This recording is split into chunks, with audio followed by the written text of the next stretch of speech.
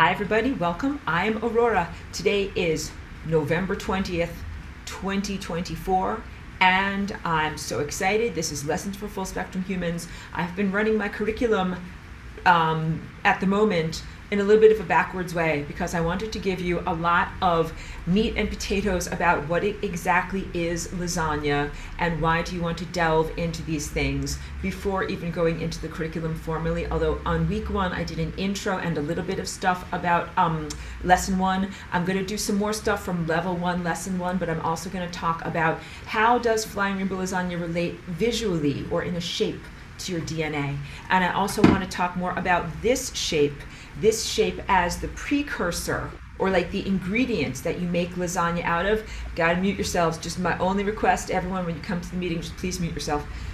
These are the ingredients to make lasagna with, and then so I want to talk a little bit more about how this shape is created and also how energy flows around this shape. So today is basically a day of talking about abstract energy shapes. And I like to talk about abstract energy shapes because they're beyond the level of human whimsical interpretation. Not something that can be negotiated about or not something that is just a personal opinion, but this is like the levels of pure empirical truth. And when you comprehend the way that energy is flowing throughout this shape and also flowing throughout this shape, you can then apply that comprehension to your own individual energy field or something as tiny as a molecule or an atom or something as large as a sun or the entire galaxy. All right, so mastering the concept of this shape and where the energy is emerging from and what it is doing and where it is resolving to will inform you on higher dimensional levels than just mere humanity.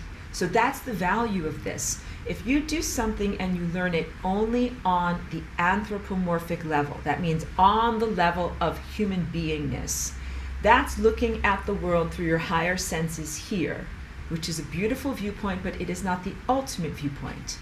The ultimate viewpoint is activating your higher senses here and your highest sense within the human octave here, that is your crown chakra. These two aspects of your esoteric anatomy work together to give the abstract view. And the abstract is this shape. It's what's printed on my clothing. It's the panels that you see in the background there.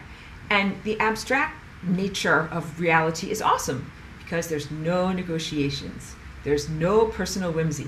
There's no personal opinion. There's no wiggle room. There's nothing where you have to be like, oh please, make it be this way. Or perhaps it is this way. Or let's have a long protracted discussion. I wanted to say protracted discussion about what this actually means. It's actually my favorite level of attainment because of its clarity and because of its non-negotiative empirical information. That if you guys really want to know about like how do you navigate the world, how do you figure out right and wrong, what is behaviorally correct for you in each moment, it's not a series of philosophical assertions that might be made at the level of anthropomorphism, because philosophy is very much from the human viewpoint, ethics and morals, what is right for a human. And then people get into all these discussions. What is right for a human in this circumstance? What about in this circumstance? And I talked about this in class last week. Some cultures, it is illegal to show your ankles, and if you do, you will be beaten. Like, it is wrong in certain cultures to do that, but in other cultures, like wear a bikini, no problem, you will not be beaten. So this is clearly not an empirical sense of morality that goes across cultures, even within one species, the human being. How do we rectify and integrate the morality and the sense of how you should navigate your life and what you should and shouldn't do into an entire ecosystem? What is right for a bumblebee? What is right for a dog? What is right for a human? What is right for the fern that is standing right here, on my plant stand? What is right for a tree? And these answers are not to be found at the level of anthropocentric viewpoint, which is human-centered viewpoint, but in the levels of pure empiricism, because all of those organisms that I just listed, everything from a tiny bumblebee all the way up to a giant redwood tree, have a force field like this around them or us. Our whole entire planet has a force field like this all around her. And you can even see some of my stuff in my artwork up there. And I'll do more picture pages if you want to see more artwork. This shape is also the shape around our entire sun, around our entire solar system, around our entire galaxy, even into larger scale architectures that are beyond our vocabulary and imagining. So let's start off with picking up where we left off last week, talking about singularity. Singularity is the central convergence point here where these four vortexes come together. I also have to say clearly that this shape has four vortexes, so I'll show you like one comes in this direction, one comes in this direction, one comes like this, one goes like this, but there are two implied vortices, and that's one that's going to be in here, and then there's going to be one back here. So if I kind of gesture with my hand, like there's one that's kind of scoopy like this, and there's one that's kind of scoopy back here. And so some of the sculptures that I show to you are simplified, and that they don't have all of the information in there. So you have to use your imagination a little bit to add the stuff that you can't see with your physical eyes. Let's do a drawing, first of all, about the multiple dimensional approach to creating that four vortex shape. Picture pages, let's draw.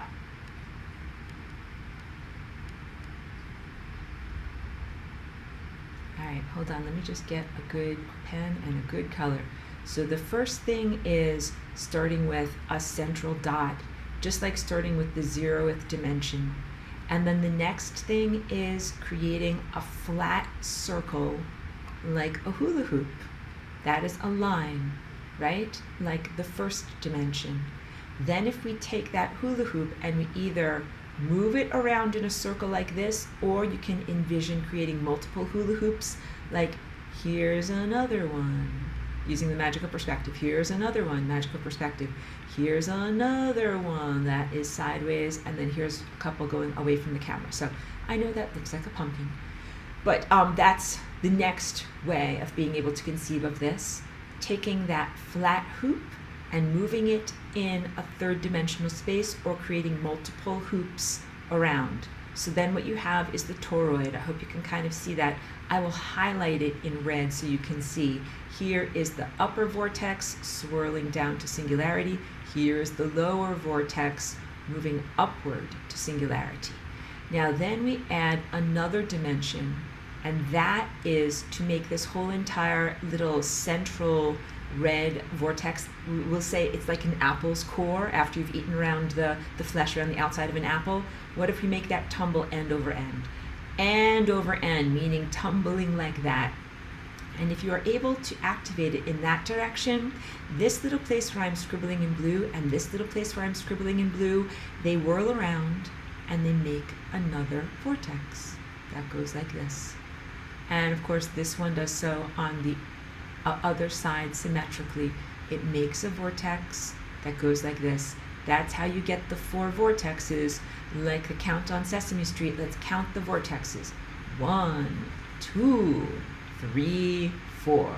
But of course, I told you already, there's one that haven't drawn because it's just gonna make the drawing look crazy. There's one that sticks out towards you, that's 5, and there's one that sticks out away from you, that's 6. But you've got those four vortex shapes. Okay. I know I just went through that very, very fast. Another way of envisioning the creation of this four vortex shape is to consider beginning with a big, giant, stretchy beach ball of the fabric of space-time and consciousness. And that is similar to the concept of humanity's objective materialist science with Big Bang, where there's a central super dense convergence point at the middle, and then all of these are concentric rings of time that expand outward with each moment, like balloons. And then we exist on the outside layer of that expanding set of balloons, which is the moment now. And that's just a loose metaphor because there's so much that is flawed and inadequate about the concept of the Big Bang. I'm not a proponent of it, but since it is your current, ongoing cosmological expectation, I use it as a common language to be able to talk about these higher dimensional abstracts. We start off with that super stretchy beach ball, and then let's say this is an impulse. The impulse pushes inward in this direction and inward in this direction, and it is balanced and symmetrical. And the impulse also pushes inward from the top and from the bottom, and it is also balanced and symmetrical. And as that happens, it stretches or deforms this energy. So first it stretches a little bit, it stretches a little bit. Of course, this is not the best drawing in the world. I'm being super fast, guys. Stretches a little bit, and then eventually it stretches all the way. I want to get super silly, all the way, and go all the way in like that. And that's when you have that classic four-vortex shape that you see in all of my drawings. And a key point is that where I'm highlighting in the center of this, I pressed the button. I want you to know I pressed the button and the machine did not listen. Never trust a machine, guys. Where I am highlighting in blue right there, that is singularity, and it is the ultimate stretchiness of the fabric of space-time. So as these impulses are stretching the fabric inward, a little bit more, a little bit more, a little bit more, by the time it gets to here, it doesn't stop. It keeps on going, and it also meets the perfect complement and mirror image to itself coming from the opposite direction, and they both don't stop. And same thing with here and here.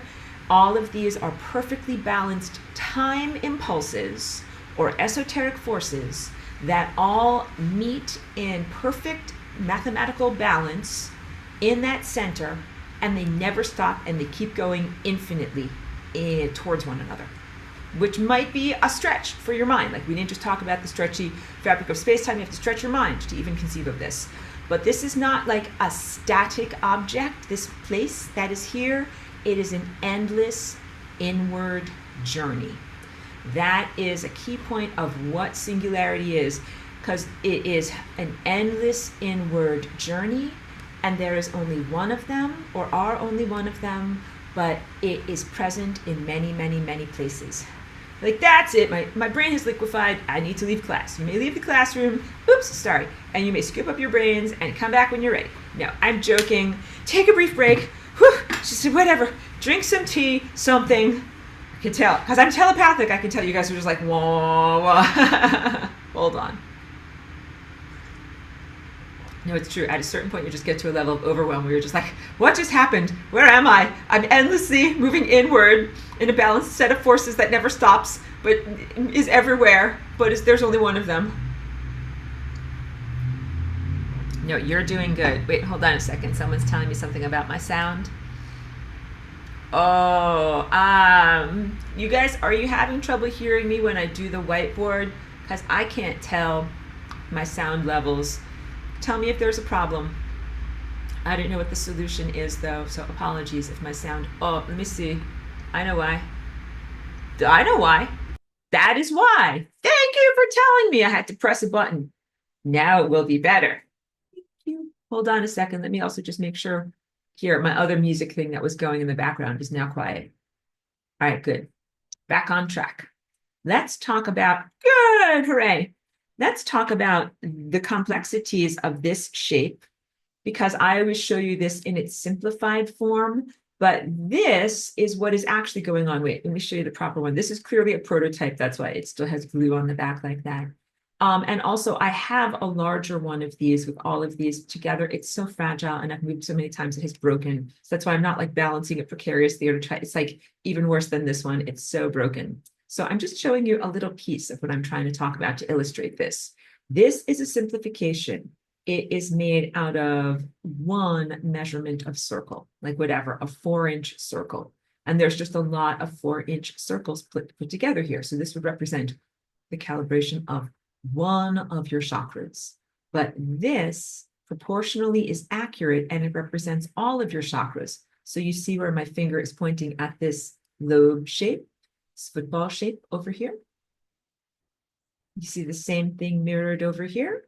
what we have is the nested proportional chakras of your body. So you have this one is a 12-inch circle. So this arc right here is the arc of a 12-inch circle. That's red. Orange is always going to be 6. Yellow is always going to be 4. Green is always going to be 3. This light blue is 2.4. This dark blue is 2. And this little violet is 1.7. Now I need to do fancy footwork when I make a sculpture like this because the medium itself has thickness.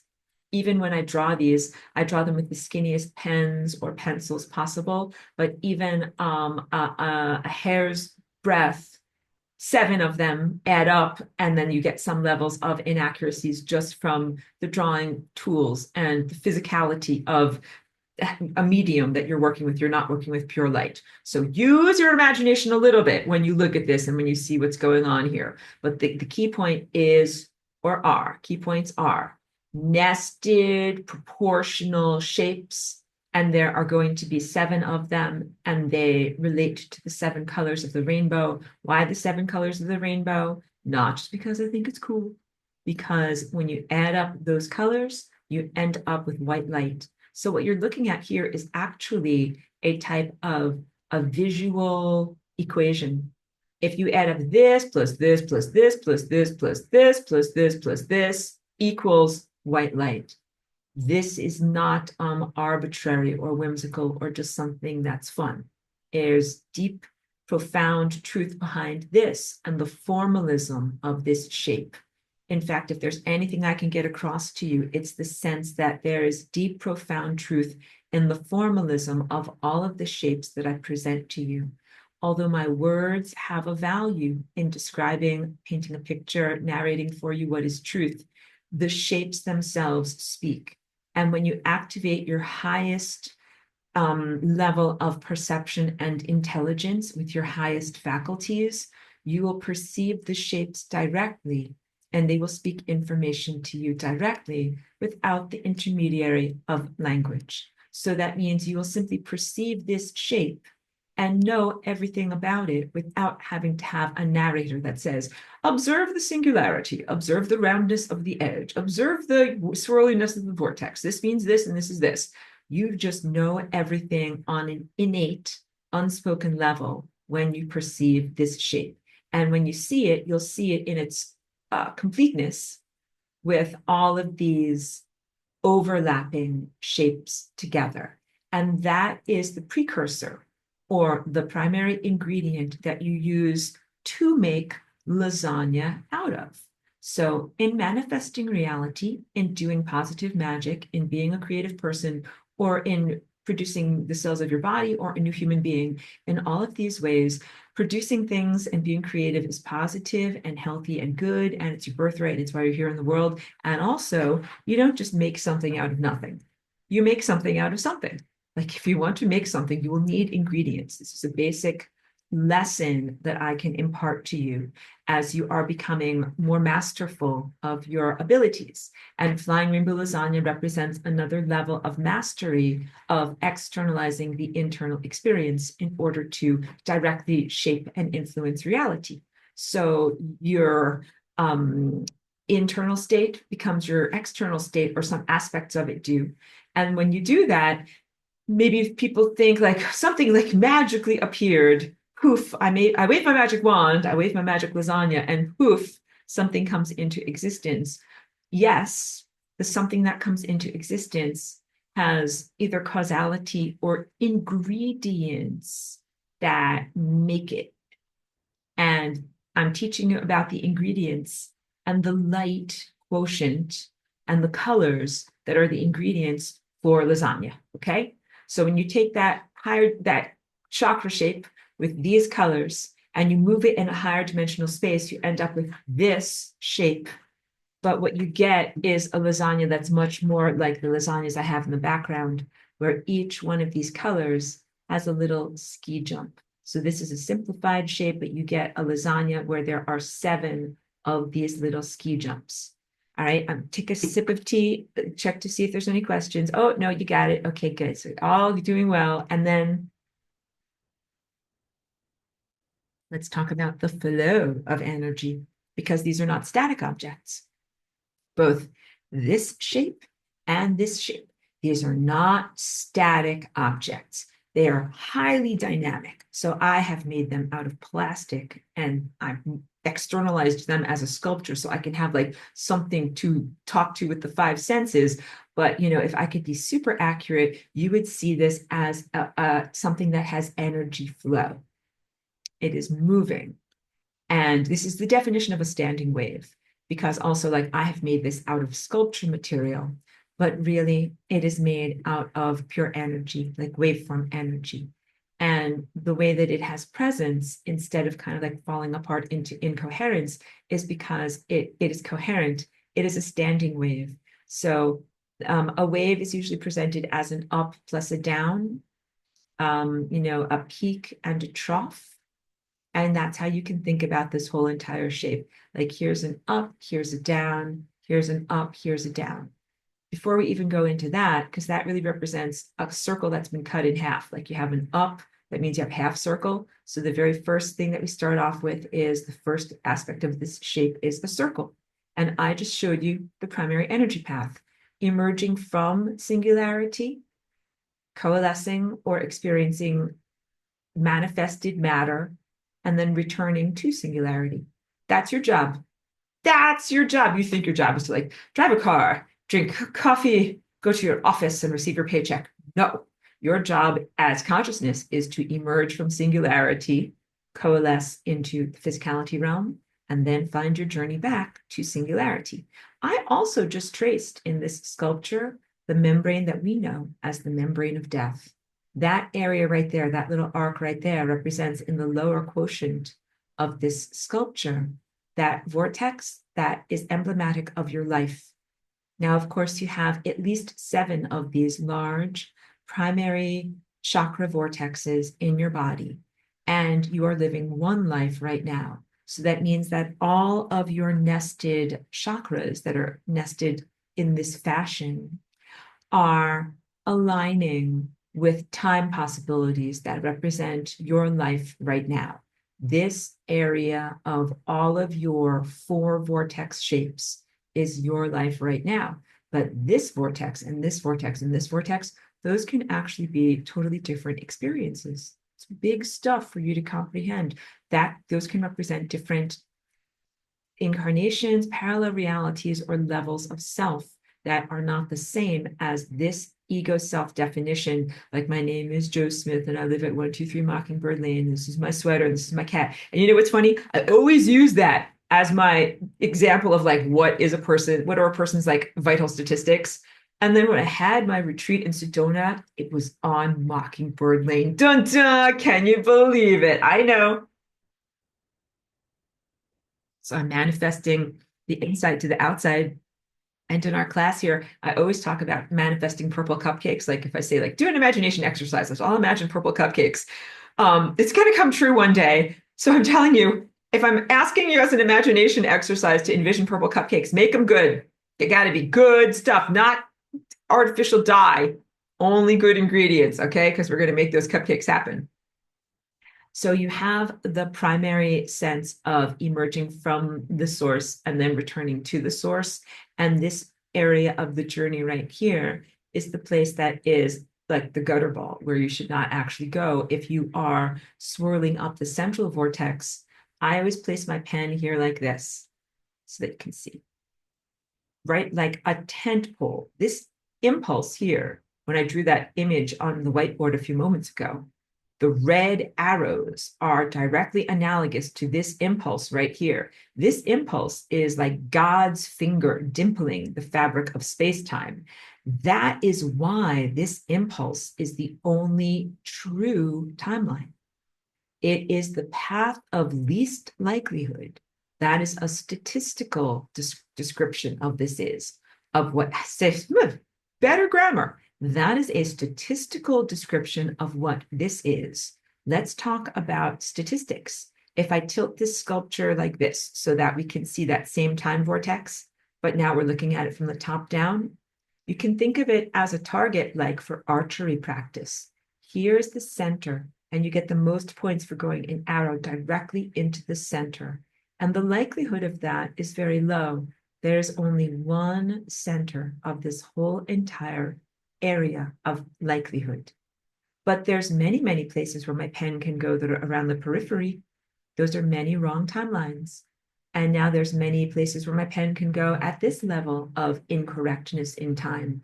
Many, many variables or iterations, which are possible combinations of the events of your life that do not end in eternal life or return to the source, which is your destination.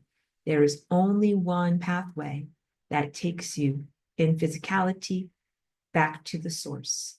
That is it. So when I talk about the empirical, the comfortable nature of the empirical world of pure abstract truth, that was like me when I get into my jammies at night. I'm like, oh, I'm so comfy and I'm so snuggly. I'm in my jammies. It feels so good. Empirical truth is comfy jammies of my mind. All right. You know why? Because there's no arguments. There's no arguments about like, I propose that this is morally correct. Well, I propose that this is correct. Let us have a war. Like Plato. Plato is one of these ancient philosophers, and he had all sorts of different proposals, some of which were super right and awesome, like they involved geometry and things like that. And some of them were super weird and arbitrary. He was like, never eat beans. This is true. You can look it up. So there must be a distinction made between the absolute truth of formfulness of energy as it flows in the cosmic infrastructure versus personal dietary whimsies such as never eat beans, because that you can eat beans and ascend, you will be fine. I don't know. And I don't know. And there's actually whole treatises that are written on what was his problem with beans. We'll never know. We'll never know. But anyway, it is the least likely path that your consciousness would take to be able to go directly down the center of this diagram and to connect with the source. There's only one pathway that goes there, but there are many, many multiple pathways that go not directly to the source. That is why statistically, it is the path of least likelihood. It is also the path of inevitability. If you had an opportunity to explore all of the errors and all of the other possible combinations of events of your life in this whole entire other area of time, you would eventually be like, well, I've eaten every single burnt cookie that it's possible to make. You're like, take a bite, like, nope, that one tasted terrible. Nope, that one tasted terrible. And you go through every single burnt cookie until you finally get the recipe right and you taste it and you're like, that's the path home. That's the way that I'm actually supposed to make these cookies. All right. But you're not supposed to have to eat a belly full of burnt cookies before you finally get to the ones that have been cooked properly. You are supposed to be able to go directly there. So my food analogies aside, this is much more close to being literate or musically literate. Like if you are incorrect and you're going on all of these wrong timelines, it's kind of like playing by ear. Like you don't really know the notes. You're kind of like, maybe that's it. I don't know. Let's try. And as I'm talking to you about this, you're relating on your human level because I'm empathic and I can feel it. And you're kind of like, well, yeah, like I don't know who the F I am or where the F I'm going or what I'm supposed to do when I get there. That's life. That's normal. I'm like, no, that is not normal. That is not how we're supposed to go. Flying blind, trial and error, and just generally, making a mess of things. That's actually not what we were designed for. We were designed to be able to have perfect eyesight with your eye of time and to be able to see this time diagram. Just as if you're driving down the road, you can see the road. You're like, wow, I'm veering wildly off course. I'd better get back into where I'm supposed to be going. And then that's what you would do. This is what our life was like in ancient concurrent Atlantis. Veering wildly off the road into bad timelines, be like, oh, crapola, I better get over here, get on the right path again. In many ways, people of this world must be given the ultimate in compassion and self-compassion and forgiveness, because in not being literate, in not being able to see time, read time directly, and comprehend what you're looking at, it's very difficult to make good choices. And that's just on a regular day when you don't even have to deal with, wait, I'm getting my pad of bad stuff. You don't have to even deal with this stuff. It's not very good stuff. So it's like saying it is bad, hard enough. You're trying to run the marathon of life when you're just dealing with like blisters and feeling out of breath and feeling hungry and tired and having to poop or something like that. That's hard enough, but then you also have like some kind of whatever micro machines that are making your life additionally difficult. All right. So hard enough to fly through life blind without an inner directive and without good guidance about exactly what your choices are going to lead you to in terms of your time inevitability or time denouement. But what about if then you also have false signals? That's what false light is. That's what's the stuff written on my little pad there. Not only not seeing truthful information and not getting that truthful guidance, but also being distracted by or overtly assaulted by false information being blasted directly into your mind. All of that is very unfair. And so, total self compassion, total love, total self forgiveness, doing the best you, of course, people in my class, you're the good guys, doing the best you can under very extraordinary circumstances. Like maybe you have regrets or you've made mistakes in life, as most people do.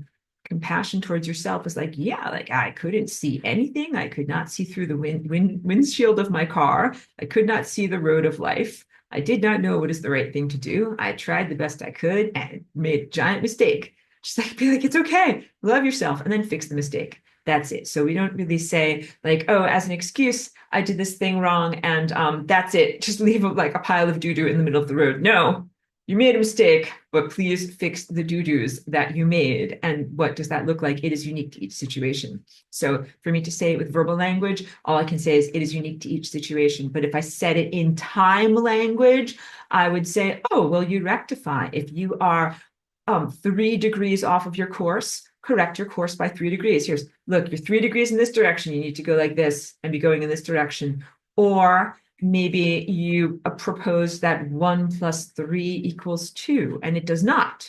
It equals 4. You have to fix that in the equation of your life. So in the abstract world of my comfy pajamas of empirical information, I'm like, yes, you just correct your time trajectory. How that translates to your behavioralism and your social emotional presence in the physical world can look different for each person. And that's the real challenge. It is not a one size fits all solution to say, how do you correct your course in time? Everybody do the same thing. That doesn't work because everybody doesn't have to do the same course correction. That's the problem with philosophy and rigid teachings about morals and ethics, which basically say one size fits all. Everybody do the same thing. You want to be a good person, everybody do this. You want to be a good person, everybody don't do this. You want to be a good person according to Plato, nobody eat beans. That's it, across the whole entire board. That means like there are a lot of people in bean-heavy cuisine world places, countries, that would never ascend according to Plato. Talking Latin America, other places where beans are a staple. I'm being very silly and facetious. And I think I got you got the point very, very clearly. Your journey is completely unique to you. And that means that what is right and wrong behaviorally will be completely unique to you, because what is right are decisions and choices that align your journey of consciousness with the central core timeline, that timeline that goes right up the center of that vortex. And choices that make you go to the periphery around the edge of this circle are incorrect choices. And you can tell that they're incorrect because they lead to your death. And that's it. And there's no judgment. I'm sure every single person in this class is thinking about people in their life that have died, beloved people who were good and lovely, innocent animals. Death does not mean that they were a bad person. It does not mean that they are a failure or that they are worthy of punishment. No. Death means that they made certain choices in their life and followed certain pathways that are disharmonic to the overall symphony of life, and that it is beyond moralism and judgment and blame. This is not like saying if your cat died, that your cat was a bad, wrong cat and it deserved not to be alive anymore. And that's why it died. Like, no, it was a beautiful, fluffy cat. And we're very sad that it's not here anymore. What happened was it made incorrect choices in terms of navigating through time. All right.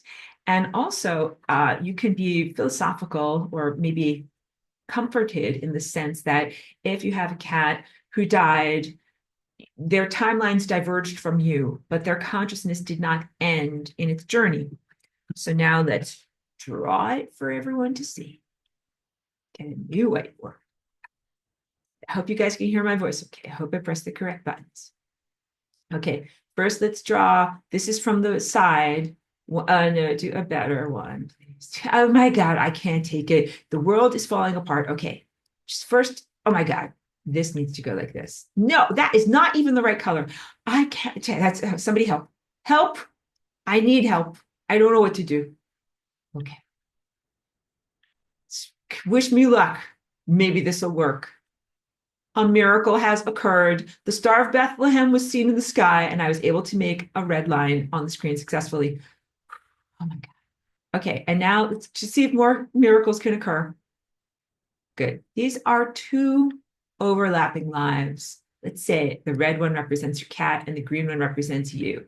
And the area where I am scribbling in purple, this is the area of overlap where your guys' timelines are in the same world. Got it? Like these, all of these purple timelines, I should have done purple plus blue. Sorry, green. Sorry, I should have done blue plus red because that equals purple. I did not think this out enough. I was too flustered. I was scared. Okay, here we go. This is Aurora's Comedy Hour. Thank you for laughing. Don't forget to tip your waitress. That took a long time. Okay, every place that's in purple, those are all overlapping timelines where your paths were together for a certain amount of time. But like here where I'm drawing the continuation of this timeline up to the membrane of death in the green vortex, that means that you, this represents you, that's you going on with your life after your cat died. Because this right here, that is the membrane of death for your cat. Let's also show you this. Okay, I changed the color because this is all very complex. This is the continuation of your cat's life after you died. Maybe you thought your cat went out and got hit by a car and never came back, but maybe one day you went out for groceries and you got hit by a car and you never came back. That is this timeline here, where you died, your timeline, this is your green timeline membrane of death, but the red timeline of your cat continues onward. So this is really a balanced philosophical truth that I'm showing to you, but please never use it for emotional bypassing. When someone dies, there's genuine grief. There's genuine emotional loss. There's a quantum disentanglement of your energies and your lives and all that you shared, and all of your light as well as your life. It's a profound thing. So never use this to sociopathically disassociate from the very real grief and loss and pain of your loss. But on the highest level viewpoint of pure empirical truth, this is what is happening when any organism dies from your viewpoint. They are literally switching here. I'll kind of go back to my face so I can describe this with my pen. They are switching from an angled timeline like this to a timeline that is closer, incrementally closer to their ascension, which is this perfectly upright timeline. So when they shift away from you, it might appear that they have died on your timeline, but they're actually shifting towards their own timeline of eternal life. This is the deep truth. So after you go through a sense of loss and grief and acceptance and all of those things with emotional aftermath of having a loss, at a certain point, you get to the level of clarity and release where you recognize that their consciousness isn't kaput. It's not bye-bye. Their consciousness is continuing to flow through this refinery of consciousness until it gets refined to the point of being at singularity. And that level of refinement is known as ascended mastery. And it is an inherent possibility inside of each of us as organisms to reach that level of consciousness refinement and achieve mastery. In that it is a possibility and it is an inevitability as long as the arcade stays open. So now, again, I don't want you to disassociate and think that life is just a silly video game, but I use as the example the sense of playing a video game in an arcade. So now you're going to be like, Aurora, you're from another century. And it's like, I'm girl, let me even tell you, I am so not from this place, but I've never played like the PlayStation, Sega, Genesis stuff at anything like that. I know video games like Ms. Pac-Man. You go to the arcade, there's big box, and you put money in the machine and then you play the game, all right? Because, if you're home at PlayStation or Sega or whatever, you can have a million tries. You can play all day, and some people do. But in the old-fashioned days, you had to go to the arcade and you had a limited number of quarters to play, and you had a limited amount of time to play. And at a certain point, you'd be out of quarters, or maybe your mom or whatever, whoever's coming to pick you up, they're like honking outside. They're like, honk, honk, get out of here. Or the arcade closes and then there's no more tries. So it is totally presumptuous. If I tell you like, oh, you get multiple tries at life, some people would throw it away because they'd be like, I can have an endless number of tries. I'll be the biggest doofus and nonsense person. That is erroneous behavior because it is presumptive that you have an endless amount of quarters and that the arcade will stay open for forever and that your mom's never going to come by and honk the station wagon and say, get in, it's time to go home and do your homework. What if you throw away a bunch of lives doing nonsense things and being an intentional doofus, and then they say, wah, wah, no more opportunities to try to be an ascended master. You are unrefined, and that's it. And the result of that would be bad stuff from nonsense. So please treat life as a gift. Treat each moment as a wonderful opportunity, and please try to do your utmost when you're quote unquote playing the video game of life. Please put your all into it. Please use your whole ass. Don't just use your half ass. Do your most efforts to be able to do the right thing. And because when you go through this process and you're living your life and you play the wrong notes and you hit the membrane of death, then you get in a pristine system a life review that does translate as deeper unarticulated knowledge and wisdom the next time around within the same life. So you're refining your journey and your trajectory within each life by making different and better choices each time you approach the potentials that are present within your DNA structure. Did you guys ever read the books that are called Choose Your Own Adventure? Maybe young adult fiction, maybe when you were like between ages 10, 11, 13 or so?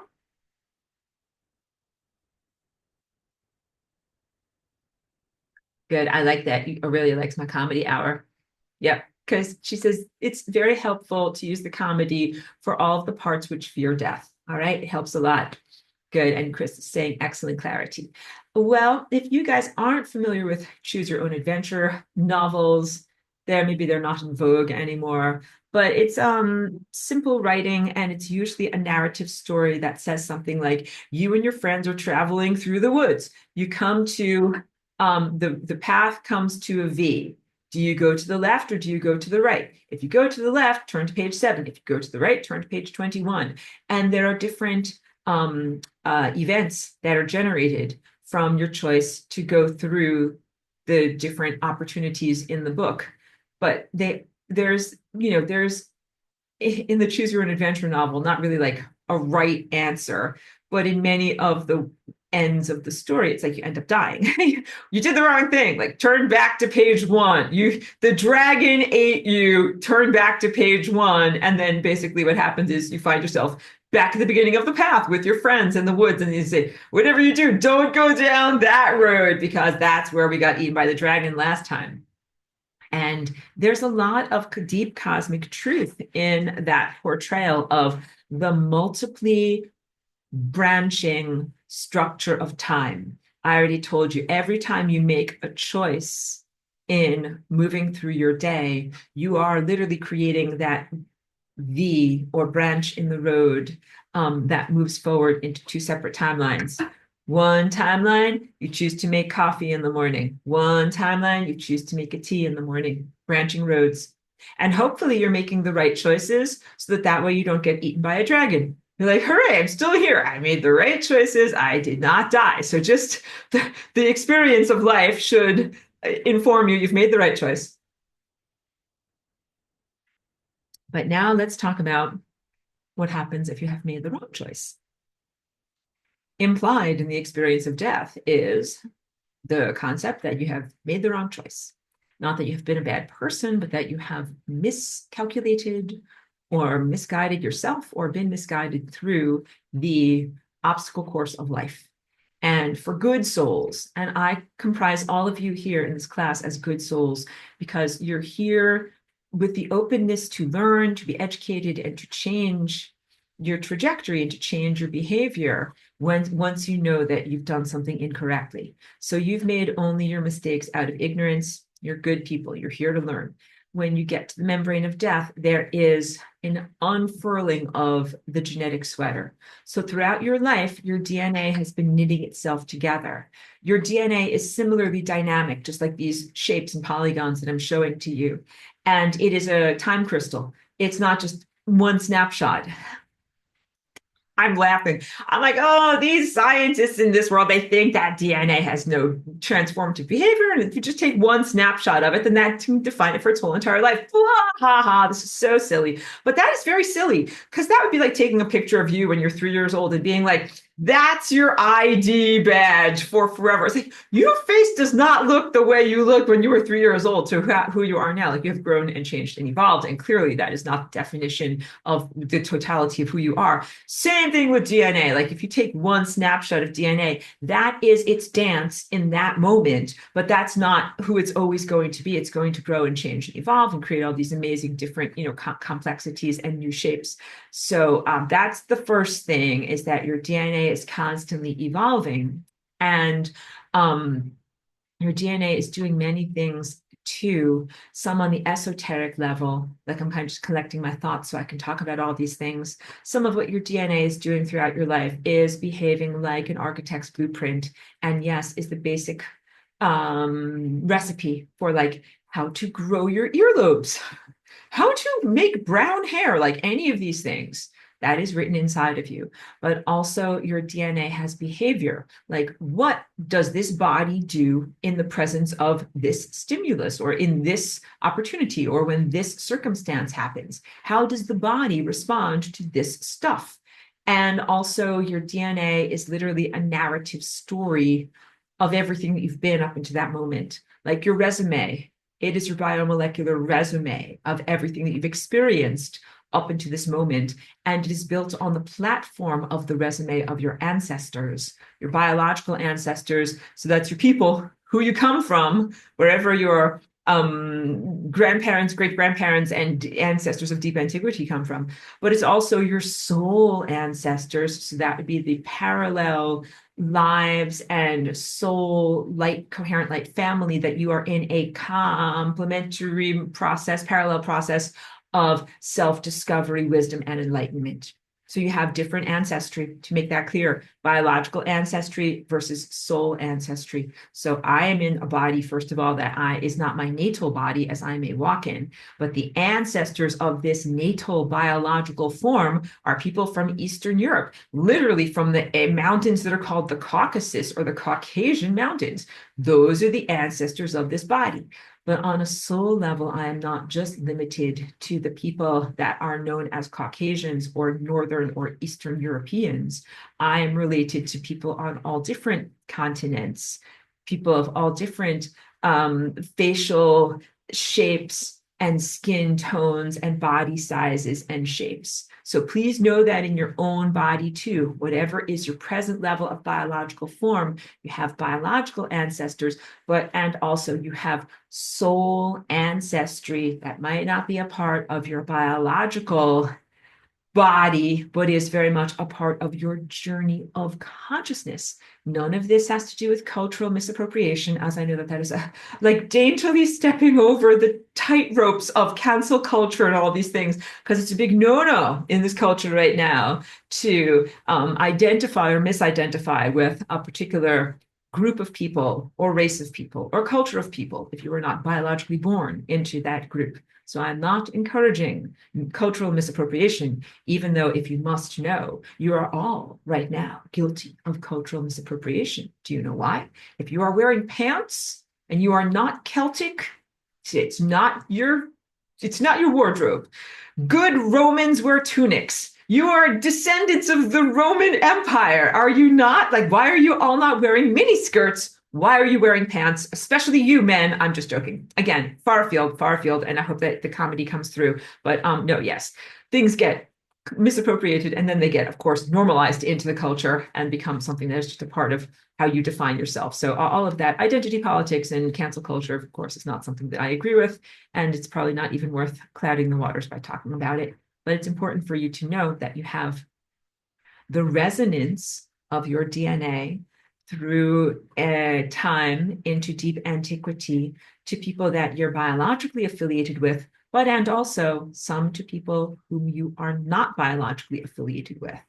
And those are levels of consciousness that you are connected to as if in a family way or as if in a rapport with who they are. You are not unrelated, you are highly related to them. So you can recognize that. All right. So also, what makes your DNA be shaped in the way that it is? Because I just used so many words and then went far afield and into the weeds on all of the stuff about cancel culture.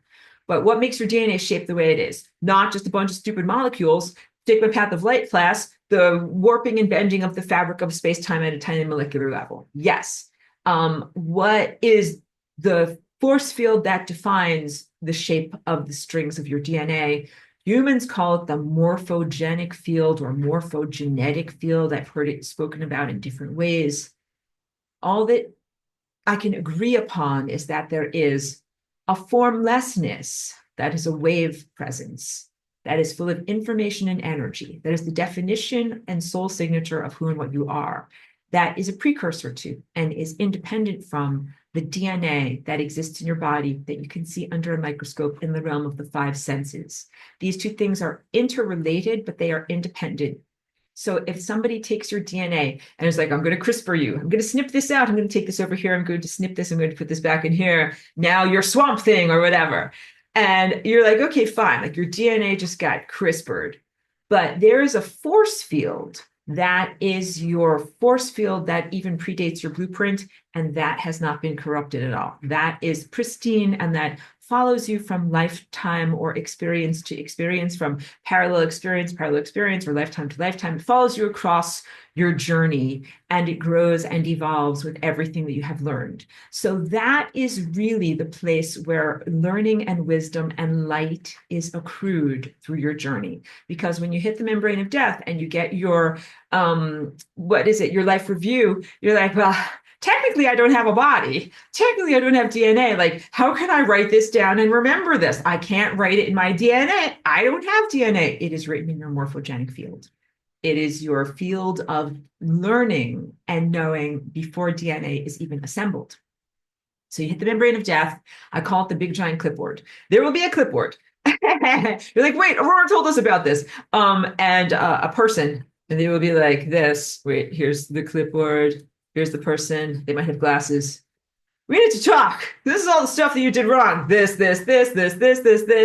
And when you're in that state of receptivity, you don't deny it or try to lie about it. That is what's happening on the anthropomorphic form. On the form of pure energy, what's happening is the sweater of your DNA is being unfurled. Like you spent your whole entire life, I've never done crochet, I should learn it, knitting together like these little loops of thread that's your DNA, crocheting it into a sweater. But it was not a very good sweater. It kind of like didn't fit, and one sleeve was longer than another, and you died. And then you get the life review. The life review happens as you pull out all the threads.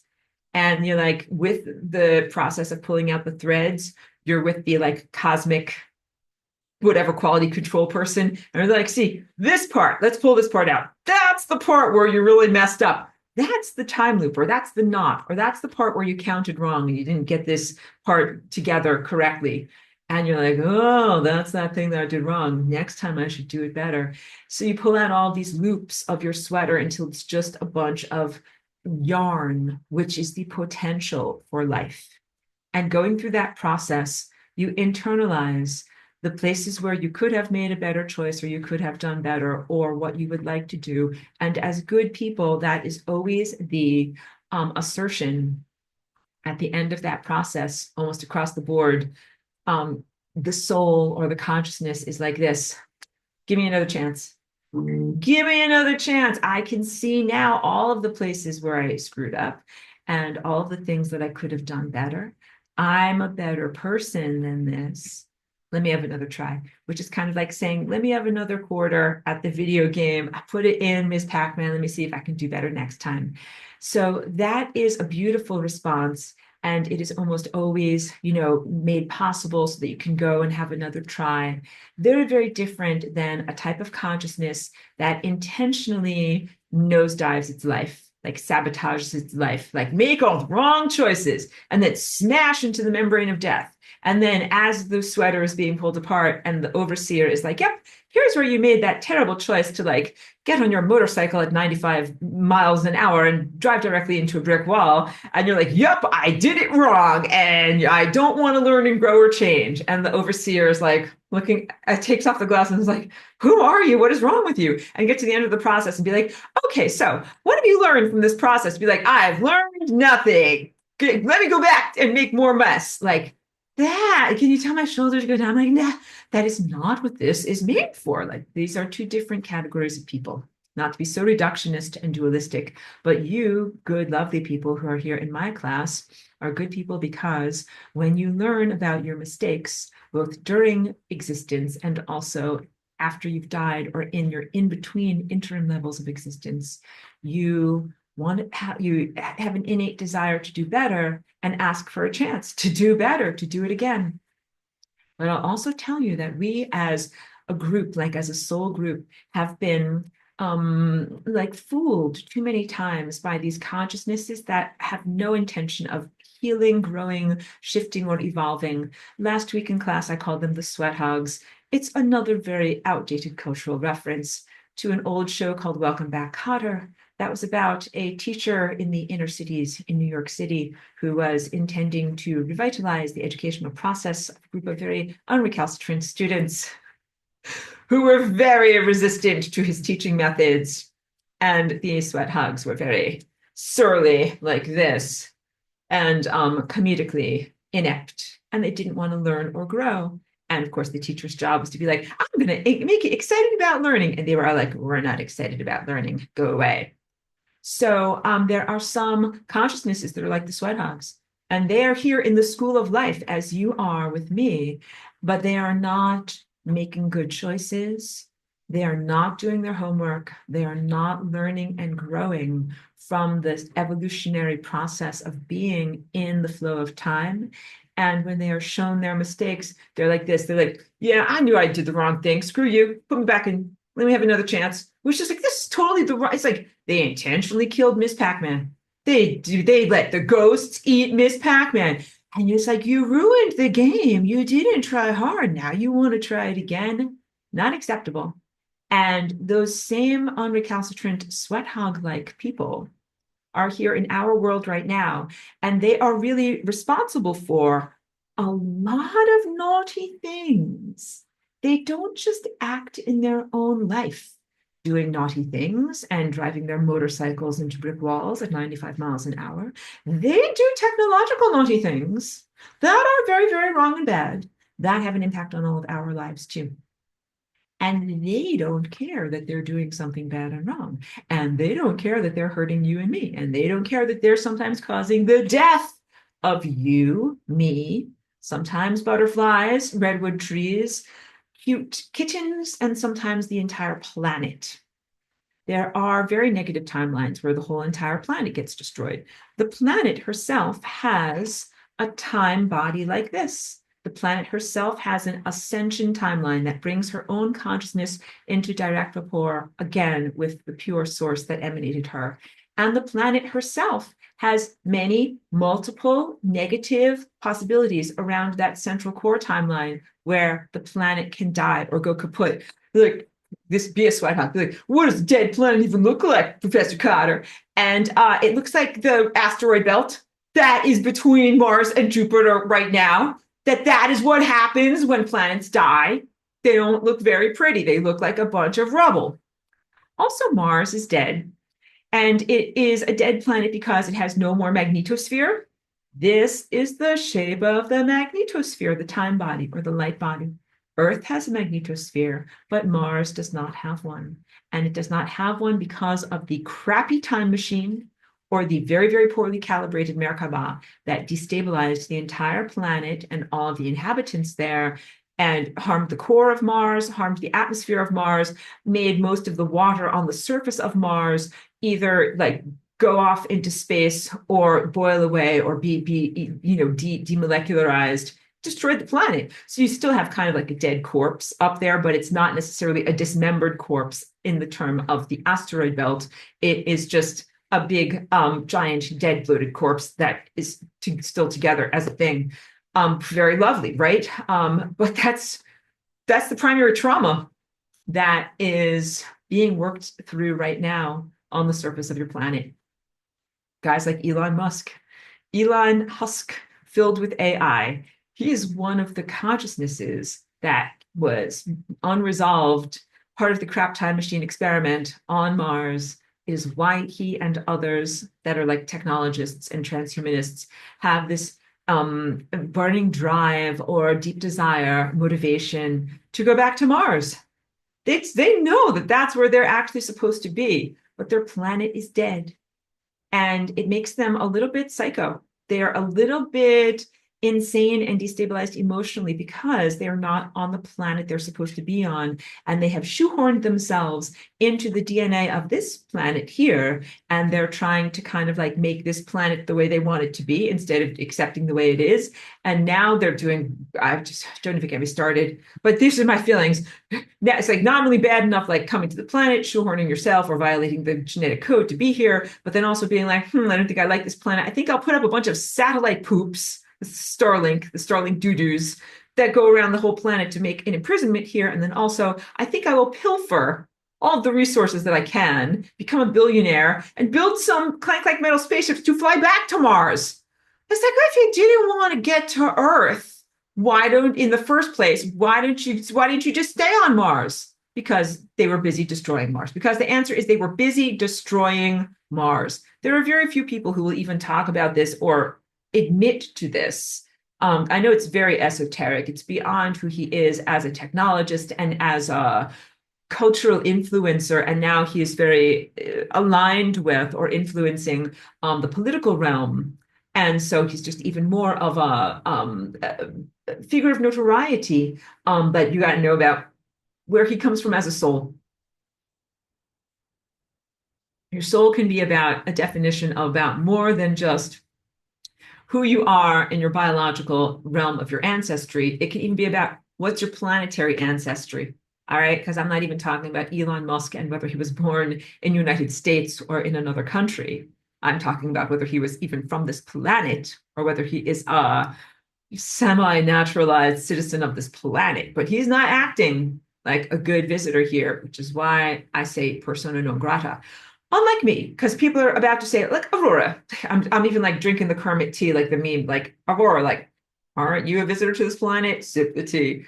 Say, I'm a completely different type of visitor to this planet. I'm not putting up a bunch of star poop doo-doos in your sky and ruining the night sky and imprisoning your consciousness. I am, I clutch my pearls. I am a respectful visitor who has become naturalized and a part of this world. And I respect the free will of the people that live here. And I don't presume to make you forcibly in alignment with my agenda of Flying Rainbow Lasagna.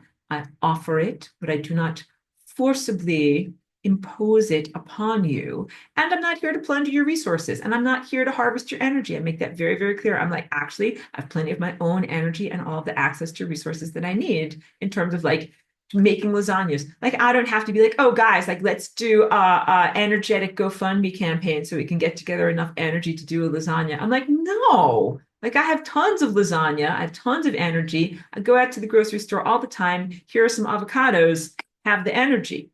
We're two very, very different types of otherworldly visitors. And I'm glad that there's that level of contrast so that you can see, like, when you've had like a bad house guest. Here's bad house guests. Like, they just drop in, they sleep on your couch, they don't respect your boundaries, they eat everything in your fridge, they stay for too long. Good house guests call ahead. They say, what can I bring? They don't arrive empty-handed. They contribute to your comforts of your house. And then they leave when the time is right, and they don't leave a mess. So, right. So me and Elon Musk, we are two very, very different types of otherworldly visitors here. Yeah, wait. I want to say, Aurelia says, I always saw people going crazy on Mars if they go, yeah, totally. Cliff High says some good stuff about this that's semi-scientific and apt. It's because it does not have the correct planetary resonance to be able to support consciousness. People think that living on a planet is just like go to some place where there's a crusty surface and create a dwelling. That is not what living on a planet is. No more than living on a body is like, what if you have a microbe on the outside of your skin? Are they a part of you?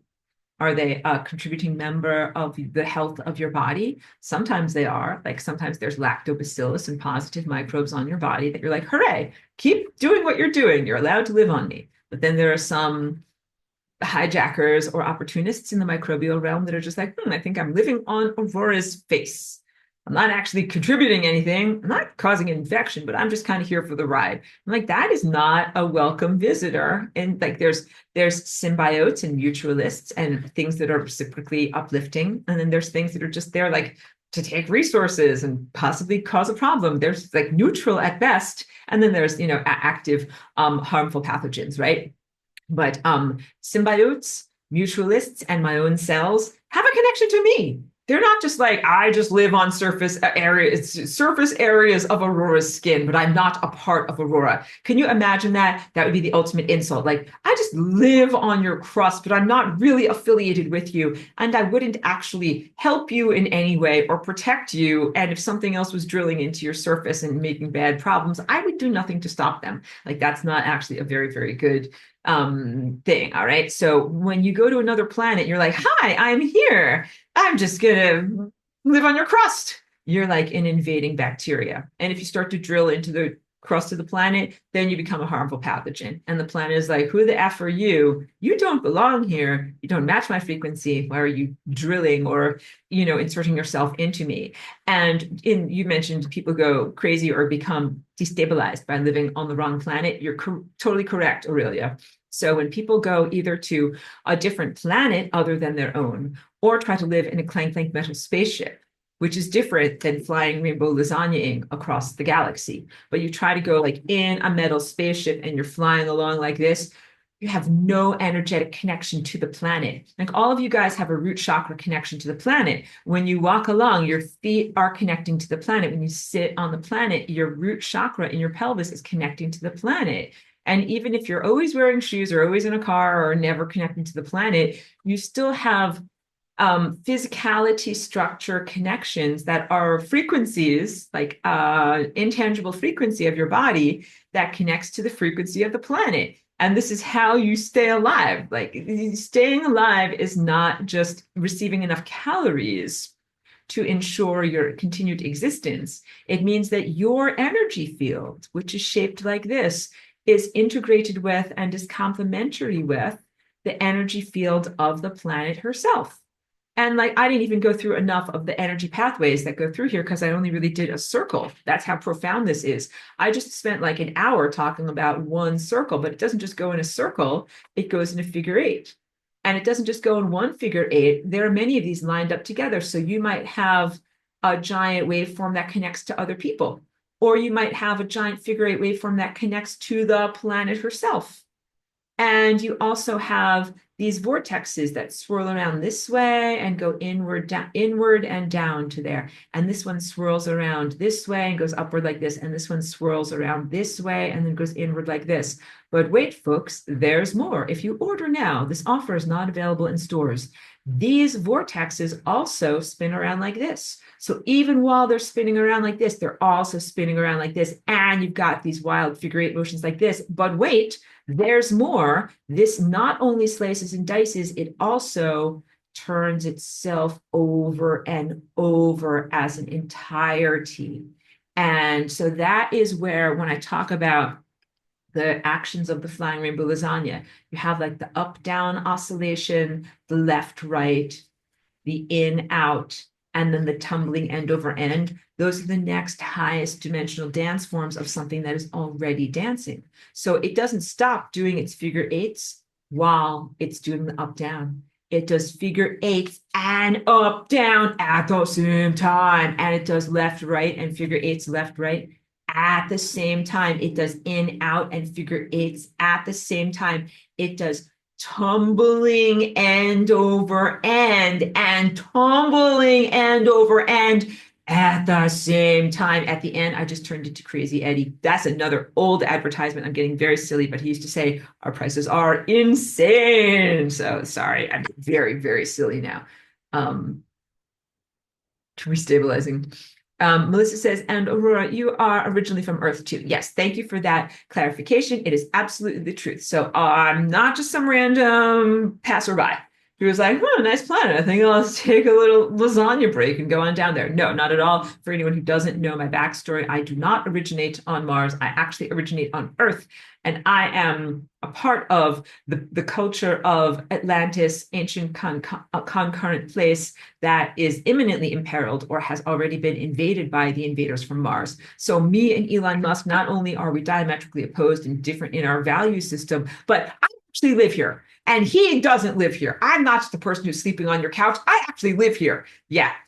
Yes, no, I totally affiliate with Earth and with this planet and with this consciousness and soul family of people that are on this planet. And I'm totally rejecting of and not affiliated with the pathogenic structures that came to this planet or imminently going to come to this planet. And also every other looky-loo and invader that decided to come along and be like, oh, the planet's been invaded. I think I'll take a turn too. It's kind of like the gang violation of the planet, like the first one has been here and violated, and then the planet is like, oh, like, dangerously disarranged and totally vulnerable. And then the next one's like, oh, seems like you just got violated. I think I'll violate you too. And then that guy will, and then that guy will, and then that guy will. It's just terrible, terrible cascade of violation. No, I am very much a person who originates from this world, and I evolved as a soul to the point of being a pure waveform outside of time, space, and consciousness.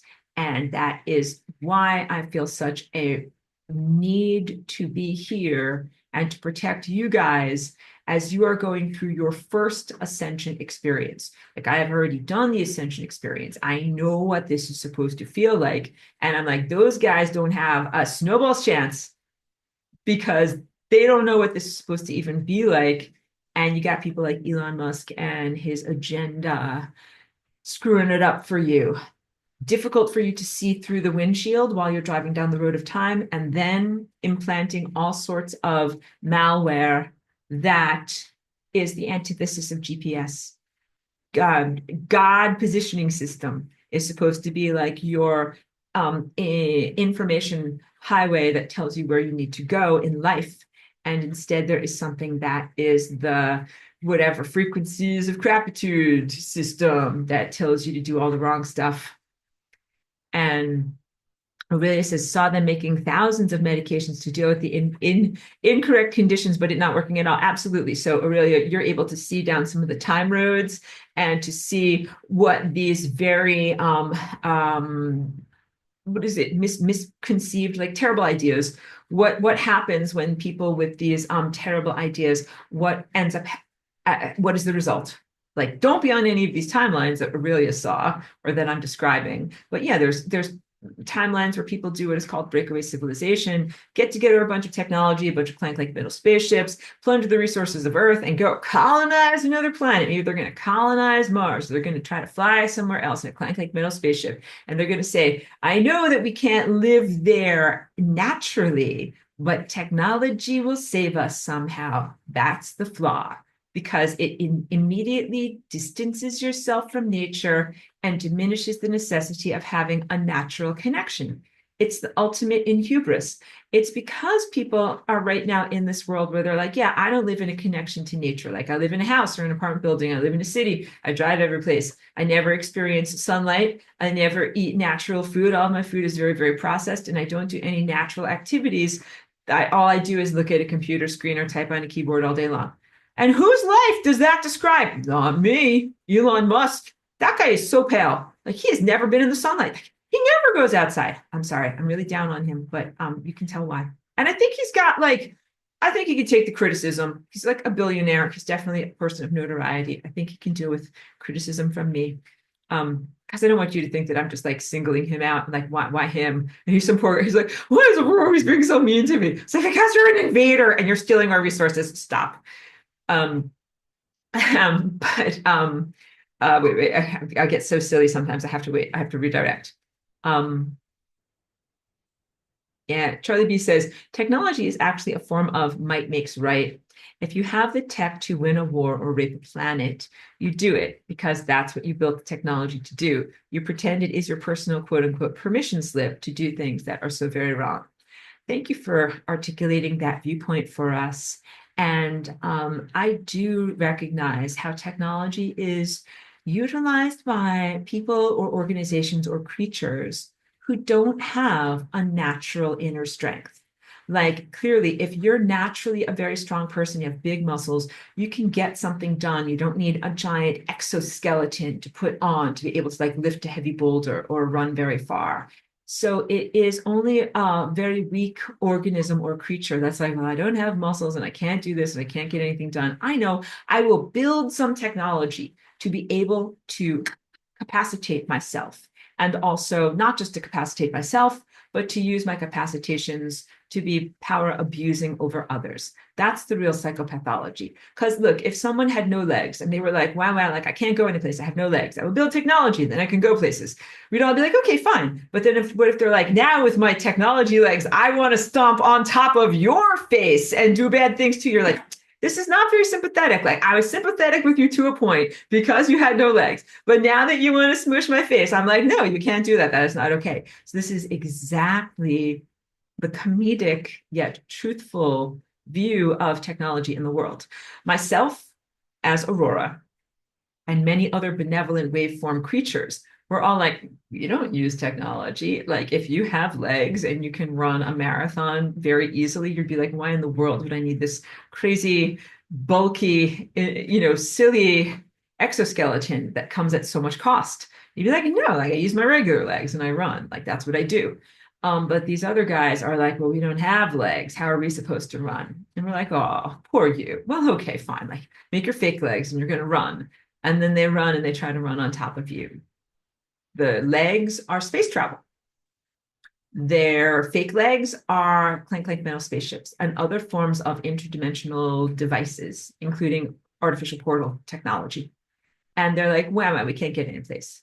And then they create technology and they're like, now I'm going to go places and be very naughty in the places that I go and the things that I do there. That is not acceptable. So Flying Rainbow Lasagna is more than just a way to like get out of prison.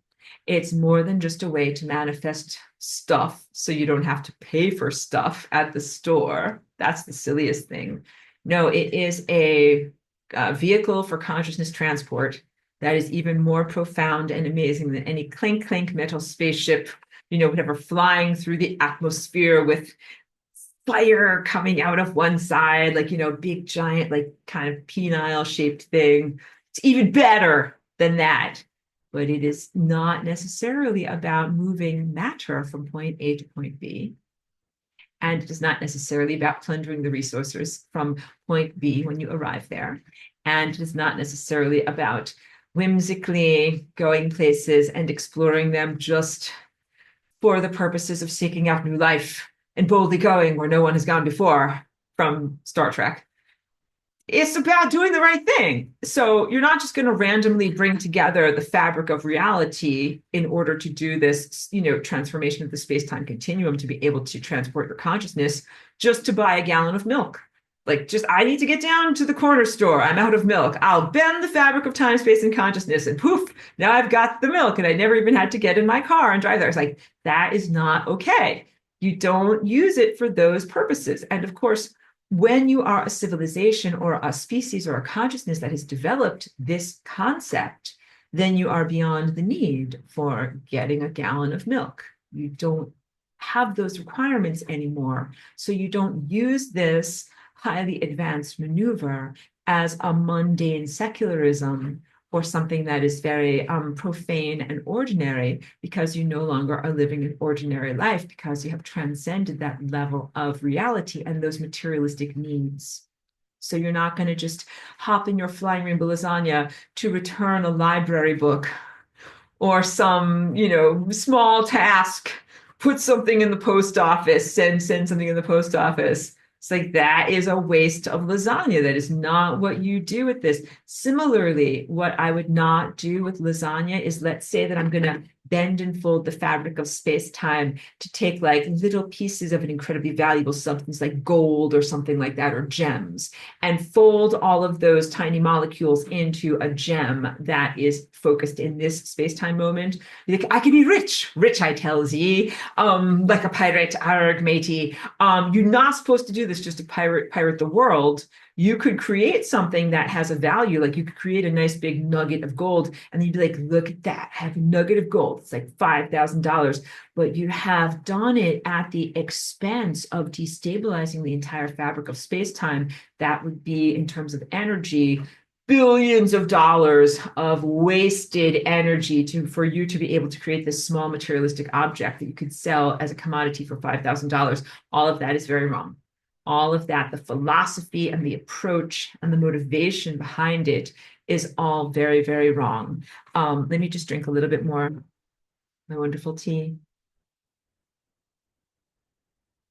I've said this in class many times, that the search for zero-point energy begins in the human architecture as a desire to be able to light your light bulbs, like my light is over here to the side of my computer, to make electrons flow through a wire through your light bulbs for 3 cents cheaper.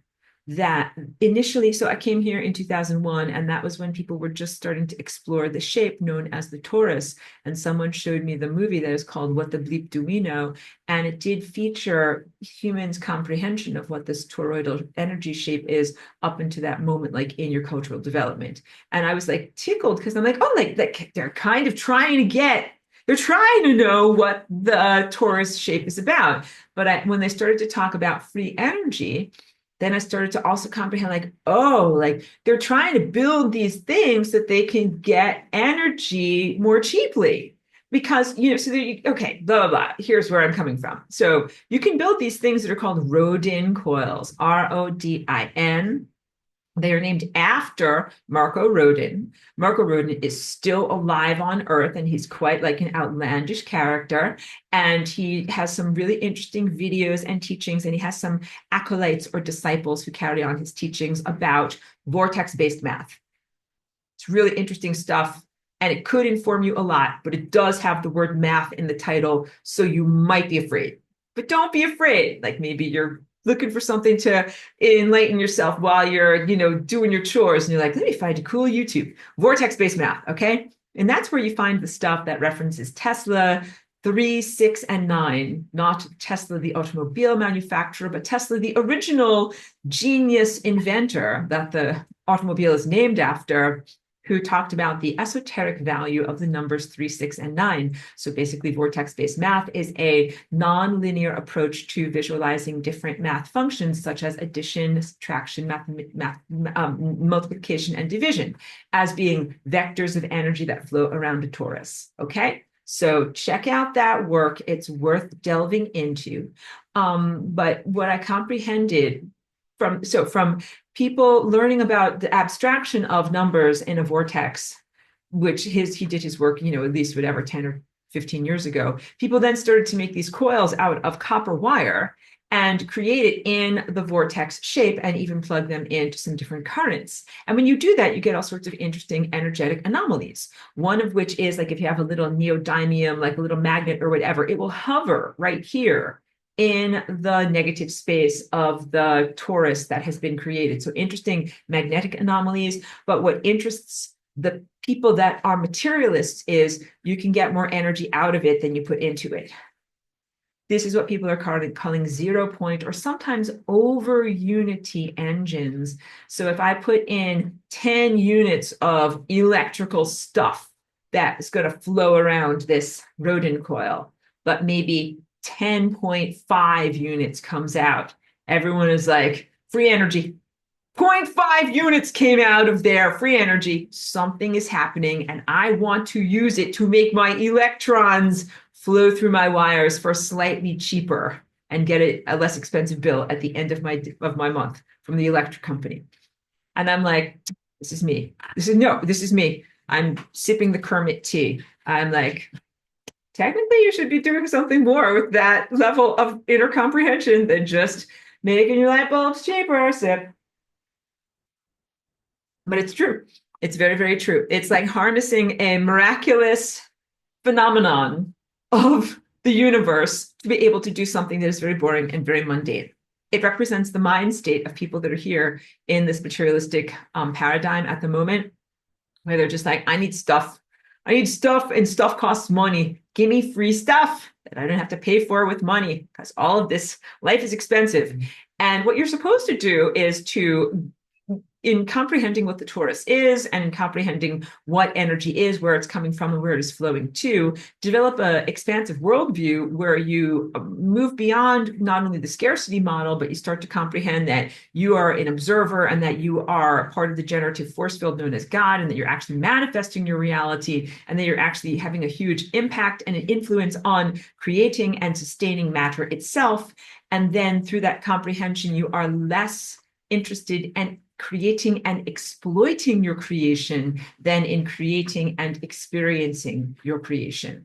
So another good analogy that I have is the movie Contact. That's from a book that was written by Carl Sagan. It's like a movie from like the 1980s or whatever.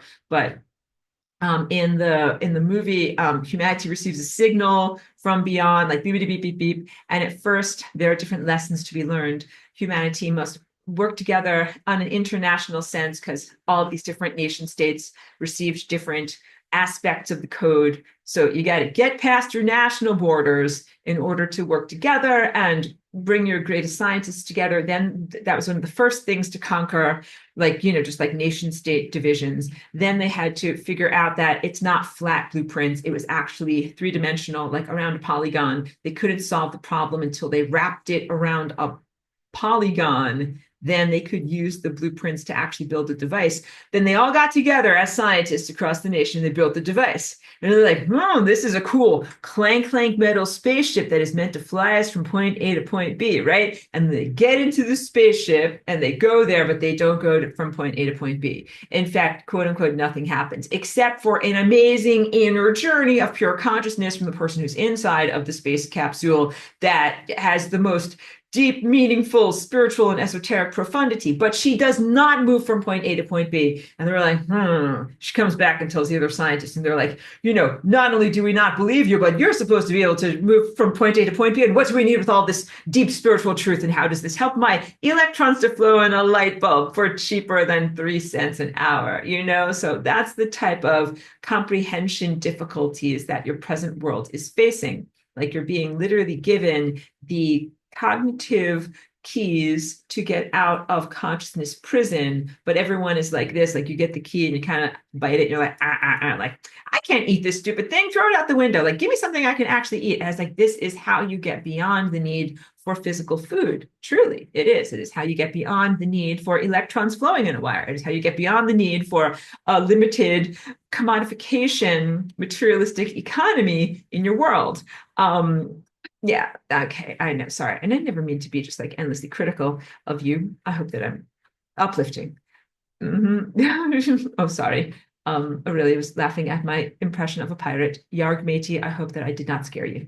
And Chris says, correct, plus minus division and multiplication equals simple arithmetic. I love that movie Contact. Thank you. Thank you for recognizing that. Okay, so let's go a little bit further into the formfulness of what Flying Rainbow Lasagna is and how this relates to your DNA.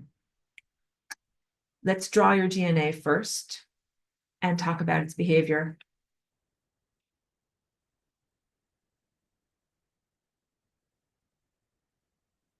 So your DNA is sometimes presented as a two-stranded, like simplified ladder that is equal, like here, wait.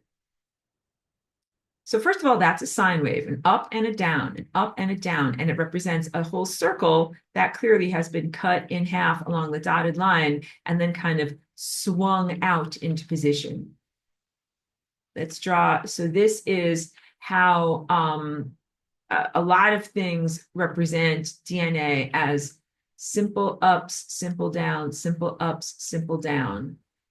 I don't know if I drew that properly, but it is basically showing all of these negative spaces here as being the same length, like the same length, same length, same length, same length. And that is not actually truthful. What is actually truthful is that in DNA, you've got some of these lengths that are closer together and some that are further apart.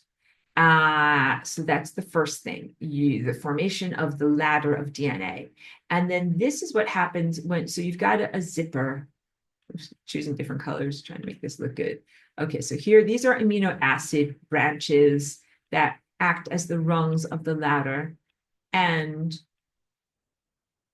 at a certain point in DNA's behavior, it is quote unquote unzipped. So these are just like the teeth of a zipper that you might have, on your hoodie.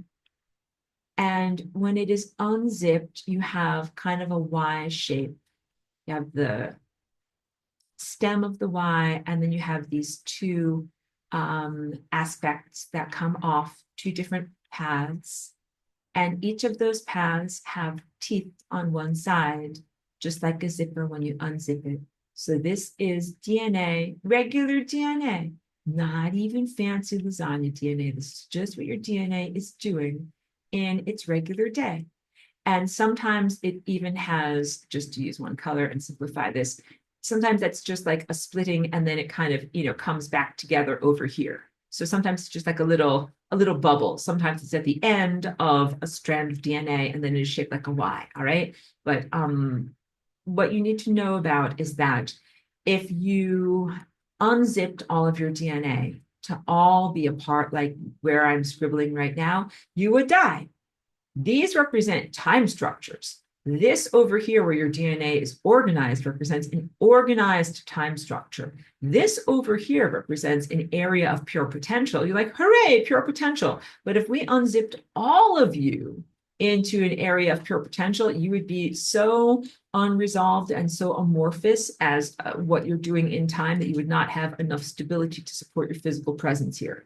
So what happens when your DNA is unzipped is that your body has the capacity to make copies. So let's say you want to make a copy of the red area, you would unzip and then your mRNA messengers would build a copy of the red based upon process of deduction, because there's only 4 proteins and they have to fit together in a certain way. So you're like, if I've got an A, I know this is going to be a T. If I've got a C, I know this is going to be a G. And these guys fit together. It is the process of deduction. So your body is able to build a copy of what this stuff is over here. So this is the original.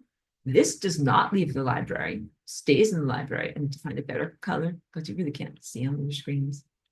This stays in the library, which is your nucleus. It's your rare books department. Nothing leaves that zone. This is the copy. And this is like the very disposable blueprint. That's your RNA that can go outside of the nucleus and can go to the actual building site, just, like going to the construction site where you're going to build the house. And then it doesn't matter if the workmen get it all dirty, if they spill a cup of coffee on it, if they get sushi for lunch and get soy sauce on it. None of that matters because this part is just a copy, because this is the original. And what happens is the copy goes off to the job site. So that's this good stuff over here, goes off to the job site. And then these guys zip themselves back together. All of these guys zip themselves back together. And the body says like this, good job, self. It says, good job, self, good job, replicating that important information of my DNA into an RNA that can then go out into the world and do important stuff, and keeping the originals in the nucleus in a pristine state where they're not going to get destroyed or harmed in any way. All right. So all of that is what's going on and has been going on in your DNA for a very long amount of time. I didn't invent that unless I dilate myself to the identity of the original organisms that created DNA, which is a long journey, but I'm also at that level too. But we're just talking about me as Aurora right now. But what I did was take those guitar strings and the potentials that are in that natural DNA behavior of unzipping itself and splitting itself apart. And I utilized that as an opportunity to create lasagna. So every place where you have the DNA that is split apart in a Y like this, you can put a lasagna like this. And what it ends up looking like is a super fast jumping of the singularity point in the DNA that creates a stability to that unzipped area so it doesn't collapse and so you don't die.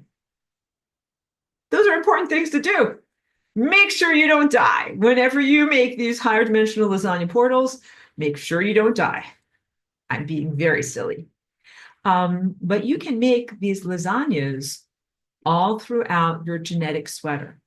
You don't just have to do that once. Like, let's say this is one strand of DNA, and then it's going to come down to the end, and I'm going to split it apart, and I'm going to put lasagna there. I mean, you can do that, but that's like saying in an entire encyclopedia of 1,000 pages, you just erased one little word and made one little change. Like, of course, that can have a deep impact on a certain information, but it's not the same as rearranging the whole entire book. You want to rearrange your whole entire book, you use multiple lasagnas sprinkled all throughout your DNA, all throughout all of your nuclei, and moving in interesting, complementary but not synchronized patterns. So that's what I mean when I say some of your cells might be doing an up-down. They are splitting their DNA apart, creating these structures like on a subcellular level, on a microscopic level, these little oscillations that are of a higher dimension, and holding those loops open into new formats. And that's the up-downs that are all throughout your body. Then you will also have the side-to-sides that are kind of swaying to the left and right throughout your whole body. And of course, you'll have the moving in and out vibrations and the tumbling end over end vibrations. And those are all throughout your whole entire body. So you have trillions of cells. Within one cell, you would have trillions of possible combinations of the ways in which your DNA vibrating strings can be vibrating up and down and left and right and in and out and over and over. And that's just in one cell. Then when you add the complexity of trillions of cells, you have a calculative potential that is beyond that of a supercomputer. There are so many potential combinations of everything that can be done in your body with your DNA that it is beyond a number that can be reached, even counted.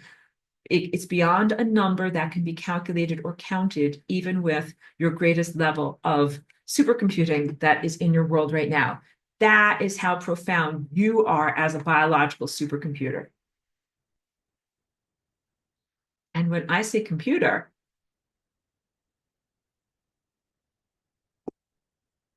I am really defining it as its root word, computation, addition, subtraction, multiplication, division. Those are the computations that are happening with the activity and movement of your DNA. And with the additional degree of freedom that is made available from Flying Rainbow Lasagne.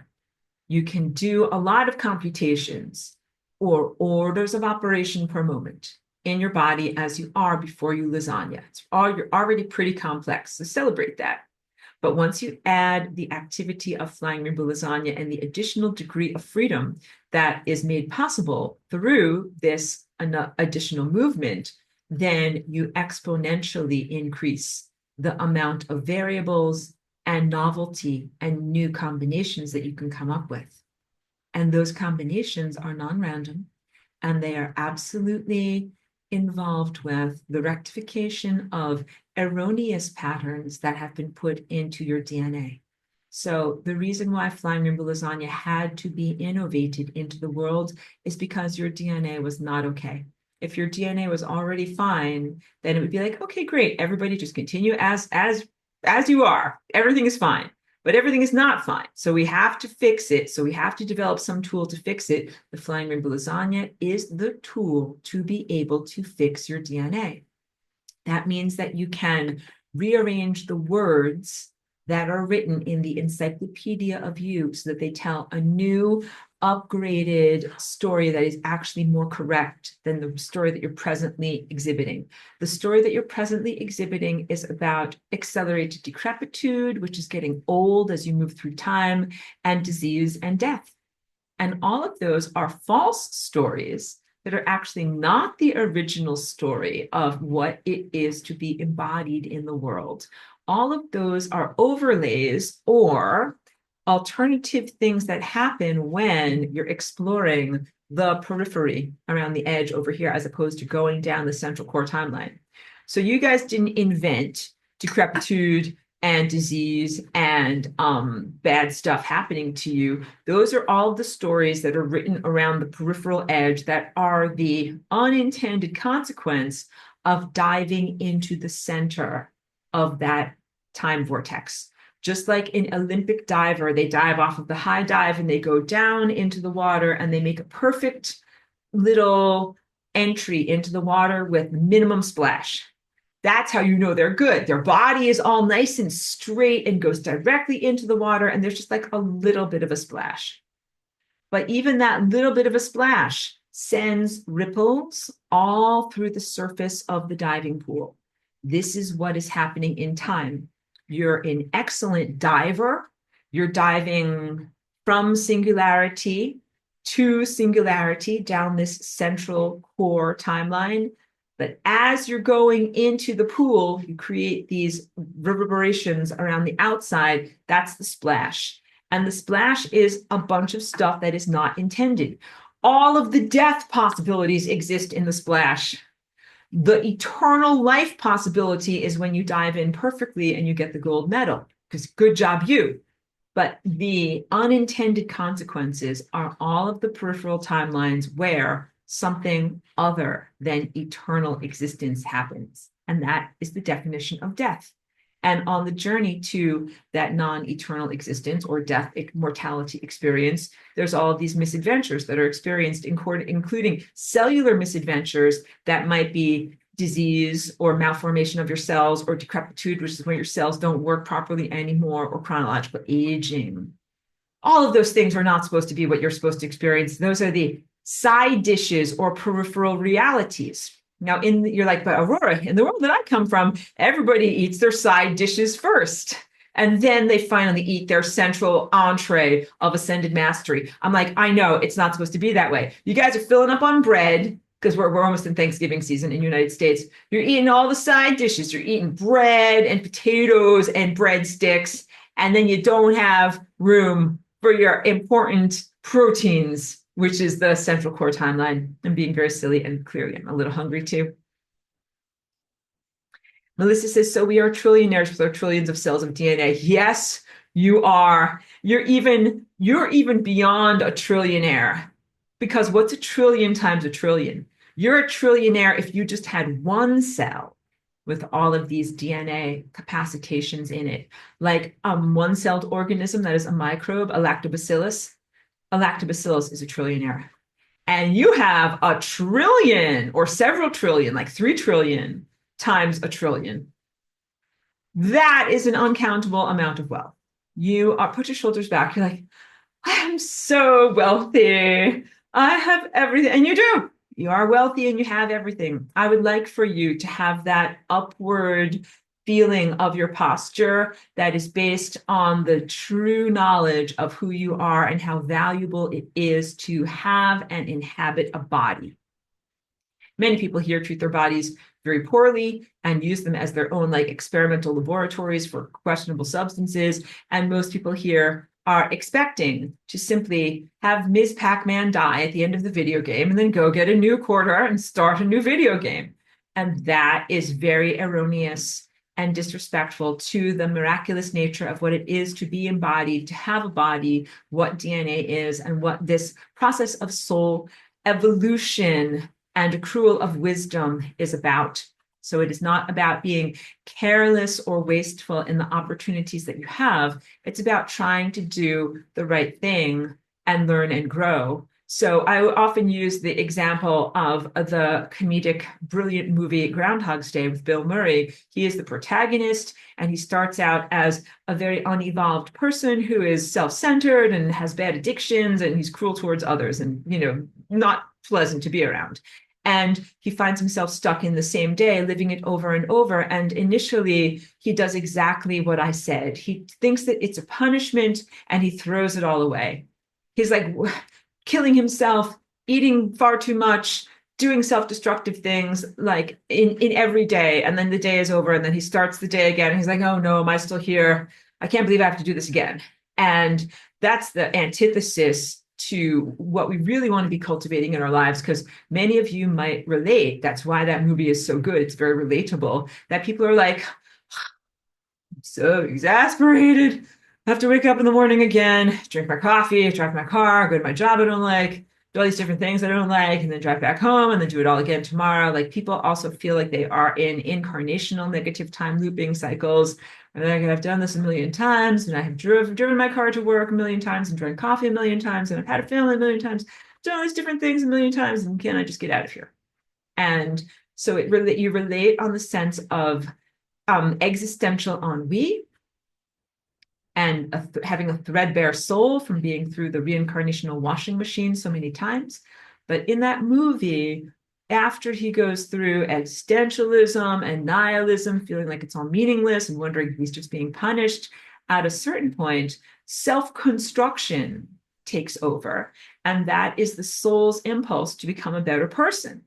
That's when he starts to actually make use of the repetitive time loops and to learn and to grow. And he learns new skills, and he even transforms his emotional nature to be more compassionate to others. And that is how he breaks the cycle.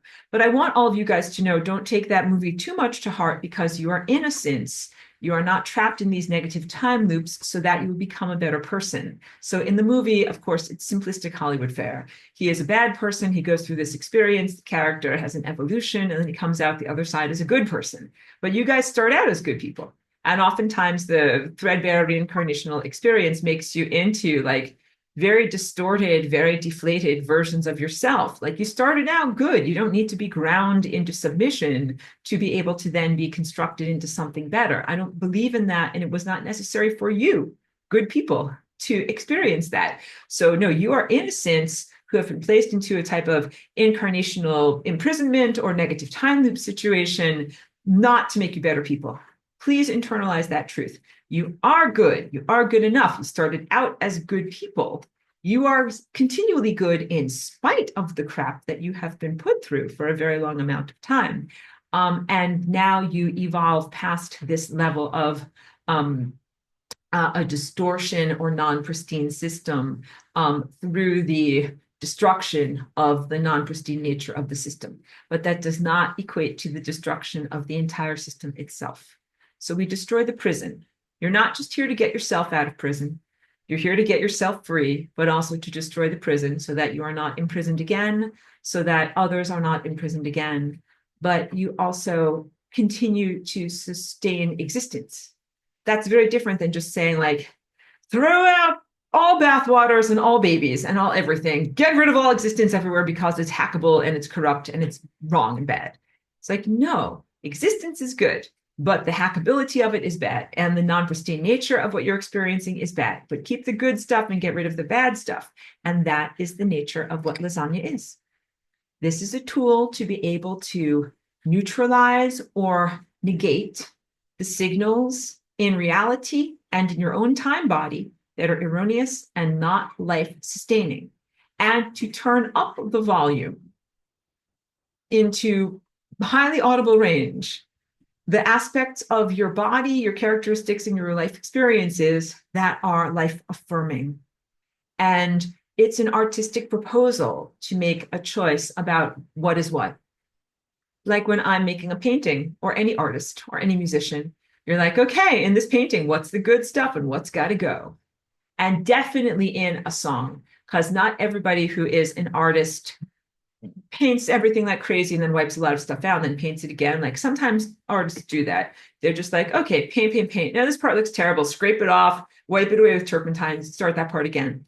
But with musicians, it's a pretty normal thing to just start off a song with the kitchen sink and play every single type of note you possibly can play and every single type of instrument. Like this is what I do with my own compositions. I'm like, yep, put in the drums, flute, guitar, this, that, crazy synthesizer, go wild, do everything. And then I do like a master and I have all of the instruments in there. And if you just listen to it, you're like, this sounds like crap. Like I can't make sense of anything. And what you have to do is you have to cut things out. You have to edit.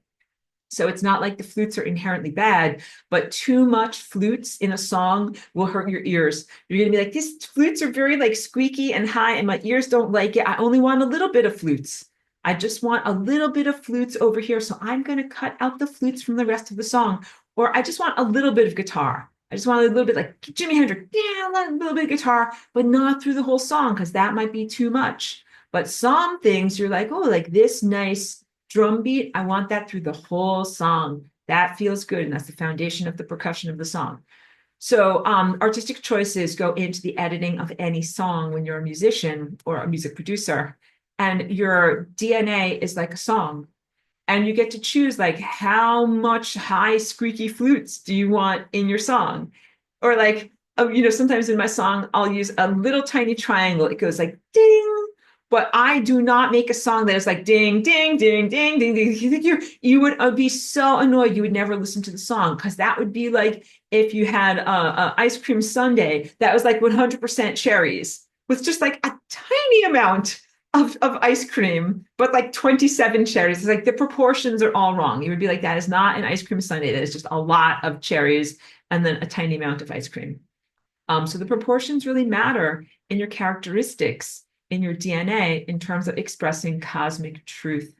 And these are non-arbitrary choices. So as you are becoming a master and you're using Flying Rainbow Lasagna to turn up the volume on some of your characteristics in your DNA and to turn down or neutralize characteristics that might be about death or destruction or non-life affirming characteristics, you need to make personal choices.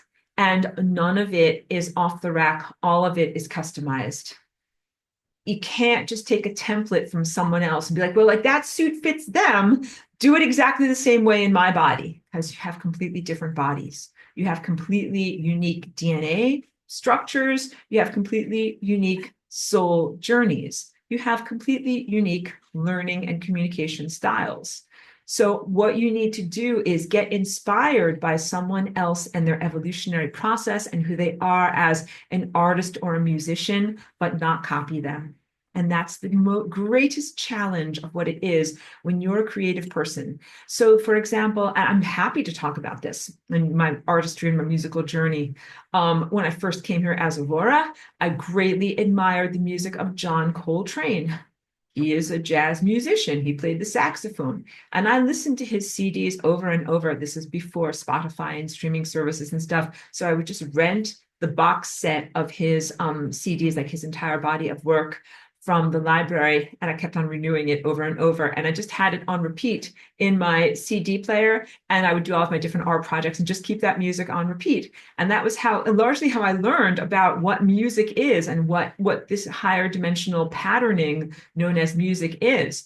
So great musical influence. He's like at the foundation of my comprehension of music. but I don't play the saxophone and I don't make all of my songs sound exactly like his songs. But I will say that he influenced my musical journey a lot. I learned from him.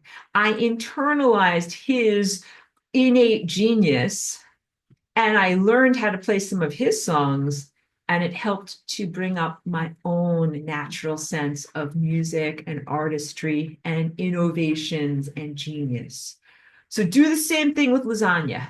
Initially, bop along with the lasagna. You're like, okay, I feel the beat. Okay, I hear some of that music. Okay, I see what's going on here in terms of this patterning and what this is doing with DNA. But maybe you're not at the part in your journey yet where you can spontaneously generate. Because even when I started to learn what is the piano and I started to play it more, I still played other people's music because I didn't generate my own music yet. So be humble. Be like, okay, at first I'm going to just learn other people's songs. I'm going to be like them. But then at a certain point, you hear the music in yourself and you're like, oh, I need to play it like this. And this is my voice. This is my musical voice speaking through my hands and how I play my instrument. You guys each need to figure out your own musical voice in the expression of your DNA, in the expression of your truth as you fly through time. You can use my experience as an inspiration point and as a template, but you must customize it so that you're doing it in your body and in a way that is integrating into your time presence. That's the hardest thing to do. It's actually not that hard to imitate someone else. Like if you had some great musician like Mozart and you wrote some pretty genius stuff, and be like, okay, great. Now your job is just to learn to play everything exactly like him. And there's a whole entire schools that are devoted to that. There's musical conservatory where they keep that information going and everybody learns those songs and keeps those songs going, even though they were written hundreds of years ago. But that's one level of musical artistry. Another level of musical artistry is internalizing the perfection of the patterns that were achieved in the musical movements of 300 years ago, and then applying those patterns to your modern level of expression, aesthetics, and technology. So you would be like, well, what type of music would Mozart make if Mozart had access to like a computer synthesizer and like all of these different types of things? Because back then, a grand piano was high tech. That was like amazing, mind blowing stuff. It was even better than the harpsichord. But now you've got synthesizers that have all of these different settings and can make all of these amazing noises. What type of music would be made by Mozart or one of those masters from 300 years ago if they had access to this level of technology? Got it customized. So each of you has a unique trajectory through time. As you're doing your Flying Rainbow Lasagna, like I'm talking about, your ancestral biological connection, your soul connection, where you are moving in terms of point A to point B in time. Like they're like, this stupid spaceship doesn't work at all. It didn't move us from point A to point B at all in terms of space, but it moves you from point A to point B in terms of time. This is very much a time machine, but it is not a time machine a la H.G. Wells, where there's a lever that you press, go forward into the future, or a lever that you pull back and go into the deep past. That's a linear version of what time travel is, as if time is a road and you're even moving towards like the down the road in the future or down the road into the past. But I've done a lot in order to be able to show you time is multidimensional. There are multiple pathways and movements of time. So, if you look at this lower quadrant, sometimes I draw it as if there are timelines that stick upward like lollipops like this, and that is truthful. There are multiple versions of reality. It's a multi-dimensional existence. So not just forward on one road or backward on the same road, but you can also do forward and then 3 timelines to the left. Now we just went 3 timelines to the left. We just quantum jumped. And with Flying Rainbow Lasagne, not only can you go backwards, forwards, 3 timelines to the left, but you can also be like, I'm going to make a new timeline. I don't like any of these timelines. They're all bad timelines. I'm going to make a new timeline. So I'm going to get to your questions and wrap it up soon. That way I can get cheeky out to the PARK. There's a lovely person, a woman who's been a part of my class for many years.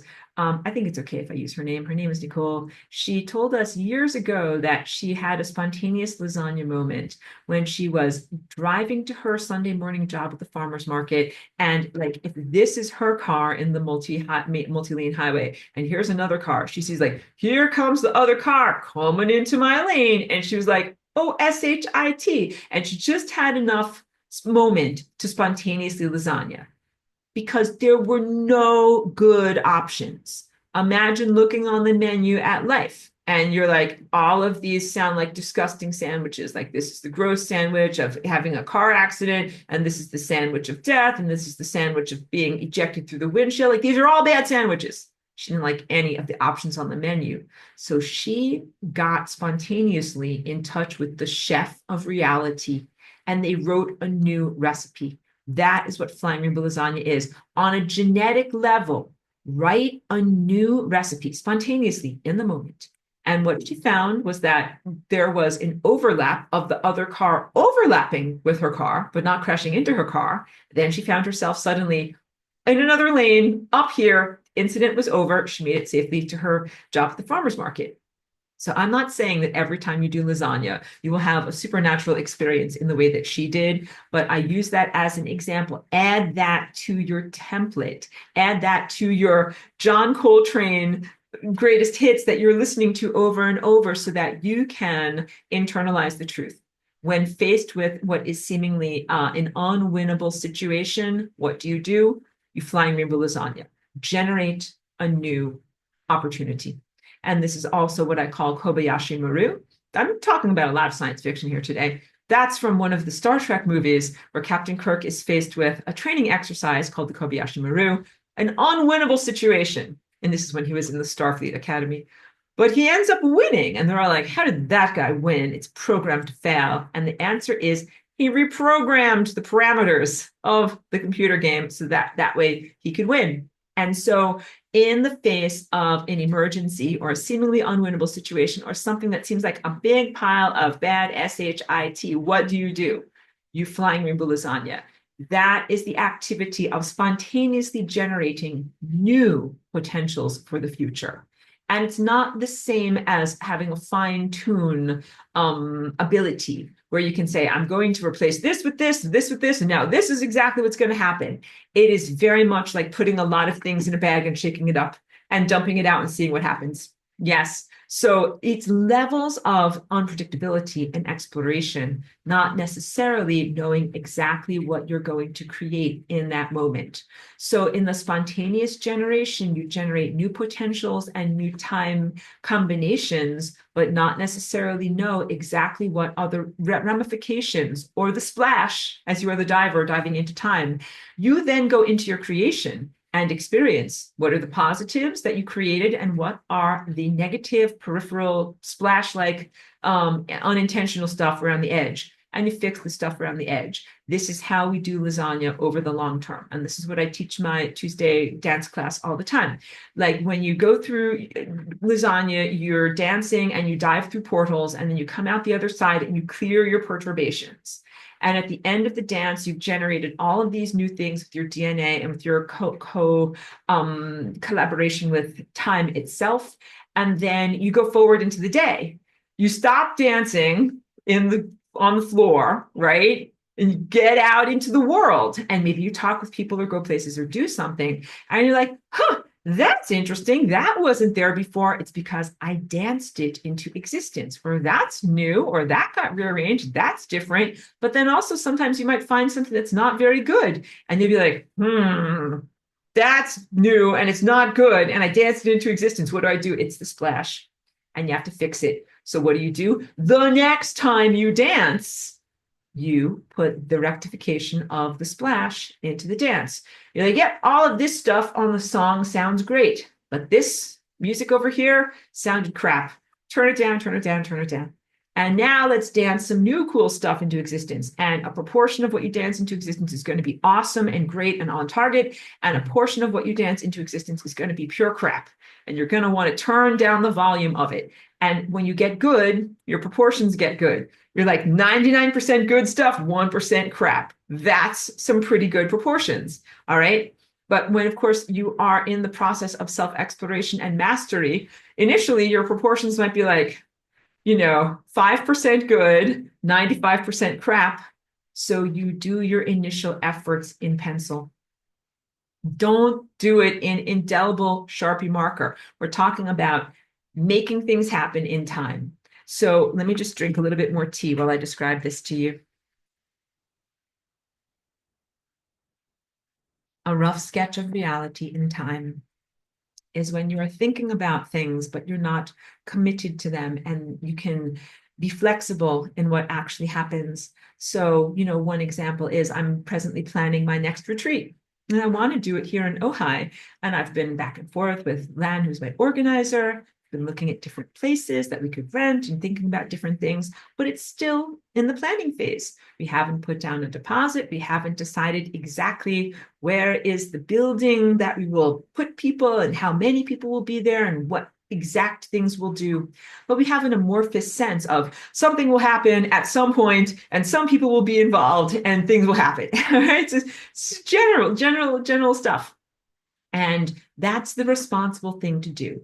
Instead of me as the event creator saying, something, I'm going to have another Flying Rainbow Lasagna retreat, and I'm going to have 12 monogrammed napkins made so that way everybody's got a nice napkin at their place setting. It's like, we don't know enough yet to get monogrammed napkins. We don't know who's going to be there. We don't know the different circumstances. We don't know blah, blah, blah. Like, this is too early for that level of detail. You work in generalities and then work to the specifics. So I bring this up because it's a concrete example. Anything you want to do in your life, you do a rough sketch in pencil and you start from the generalities and then work to the specifics.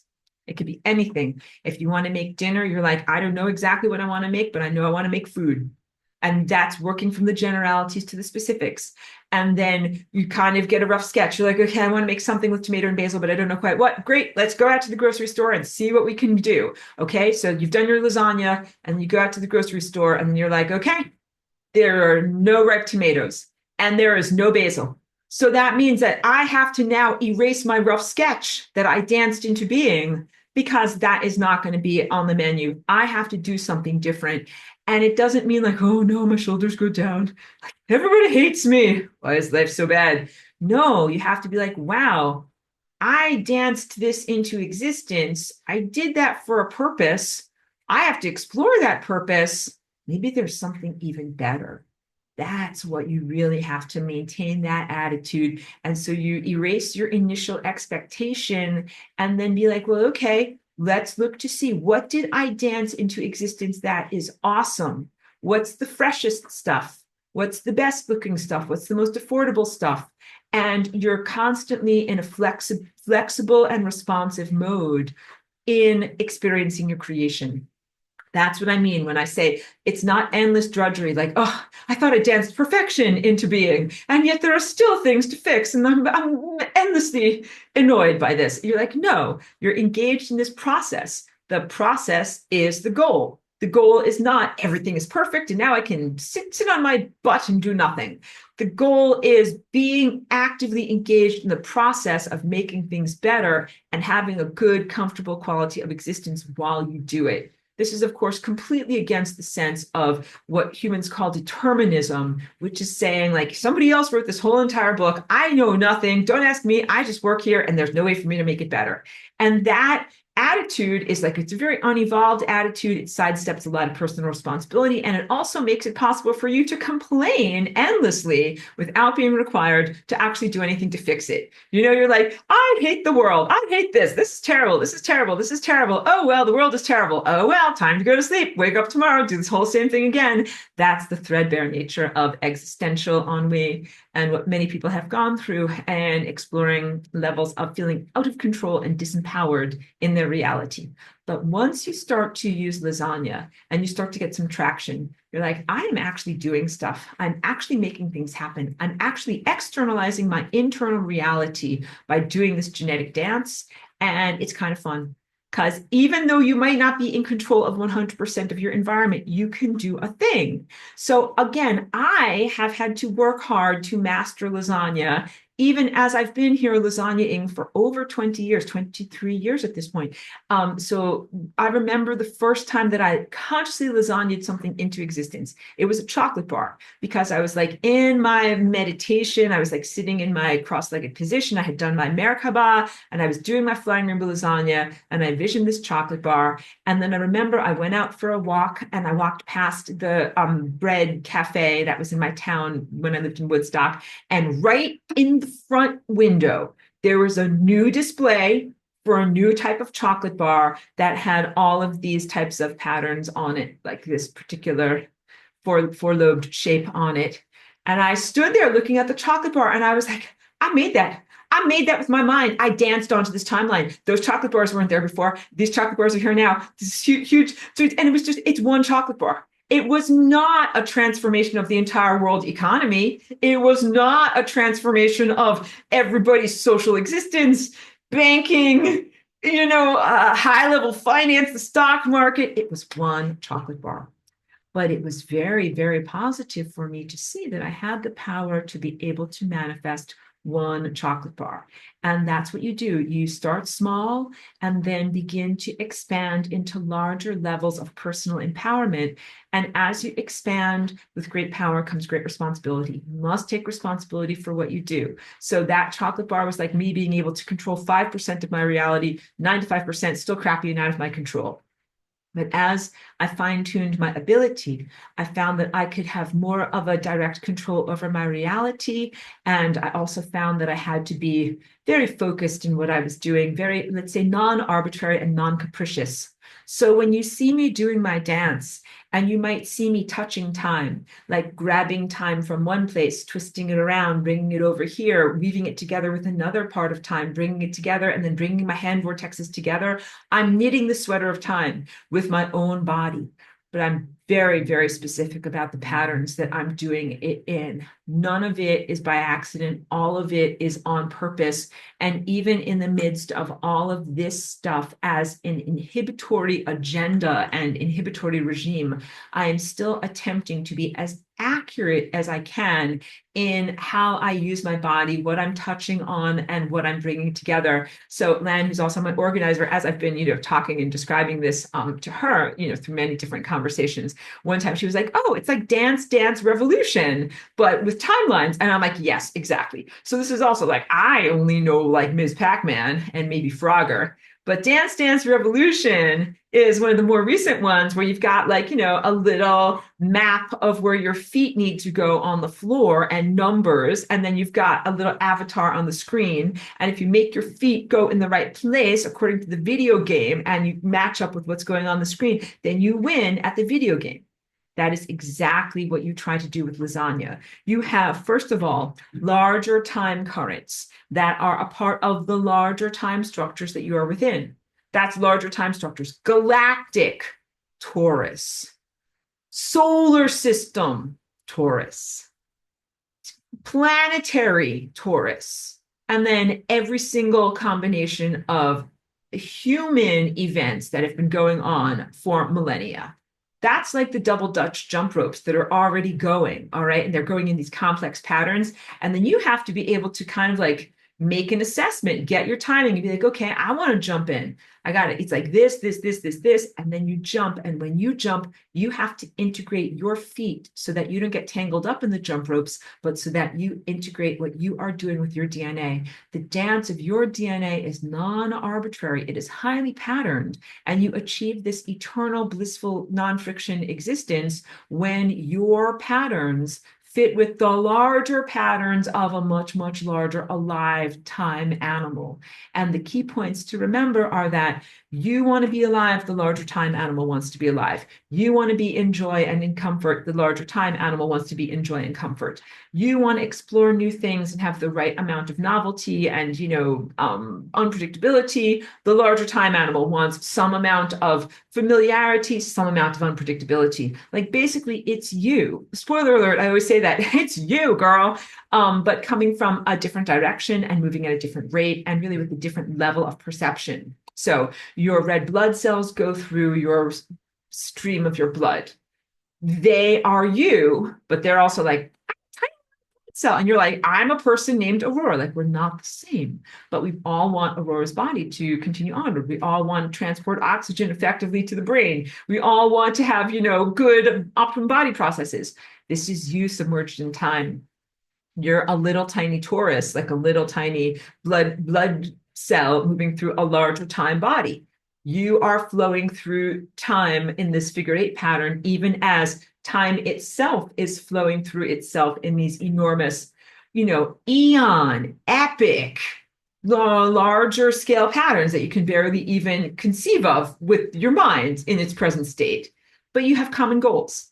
You want time, space, and consciousness to continue onward, and you want your own journey of consciousness to continue onward. This is why I have such an emphasis about not hitting the membrane of death, not experiencing death. Time is a big, giant shape like this, and time can be going in the wrong direction. And if time hits the membrane of death, you have kaput. You don't have a world anymore. You don't have existence anymore. If time dies, that is very, very bad. That is, I don't even have, that is the biggest, baddest, worst thing that can possibly happen. And I bring that up not just to scare you, but because there are some very, very benighted aspects of consciousness that are here in this world and that are very much in alignment with technology, transhumanism, and they want to destroy themselves. And they have no problem with destroying, exploring their own self-destructive tendencies. They're like, yep, I'm going to get on my motorcycle. I'm going to drive 95 miles an hour directly into a brick wall. But they are destabilizing the entire fabric of space-time through their own self-destruction activities, and that is not acceptable. And so there then becomes this real war that is happening that I'm experiencing. This is part of why I'm here and part of, my purpose in my life. The rectification of time is not just about an artistic expression where I'm like, oh, like, look at that, an innocent bunch of stuff is wrong over here, and I'm just going to have to fix it up, dance, dance, dance. Okay, all this stuff is fixed up because I fix up stuff, and then these naughty ones, they're like, somebody fixed up all this stuff, better screw it up again, screw, screw, screw. So then it becomes this conflict of challenging and opposite intentions. The intention to construct and to uphold reality, and the intention to destroy and to diminish reality and make it go out of existence. Those consciousnesses that want all reality to go out of existence don't get their wish, but they get their personal denouement, which is for them as individuals to go to entropy and to go out of existence. That's a big one, so I'm going to repeat it again. The ones that are wreaking havoc and creating chaos and preventing my rectification and reorganizational efforts in time, they don't get to have their way. They're not successful. They are the ones who created the crappy time machine on Mars in an attempt to destabilize the, fabric of space-time back then. They didn't get their wish back then. They're not going to get their wish now. But what happens to them? You don't just leave someone like that around to continue to attempt to destroy everything, like destroy the fabric of reality, because they are very naughty. And they will keep on being very naughty, and they're the sweat hogs and they refuse to learn. They're not going to stop being naughty, all right? So they need to go to entropy, which is non-being, and it's not even a place of punishment. They're not going to have demons sticking them with pitchforks in their butts or anything like that. They're just going to non-exist because their true desire is to no longer exist. And the only problem is when they require the rest of existence to conform to their desires.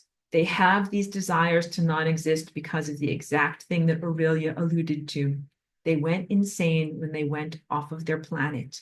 They actually went insane not only when they went off of their planet, but when they hurt their own divine connection.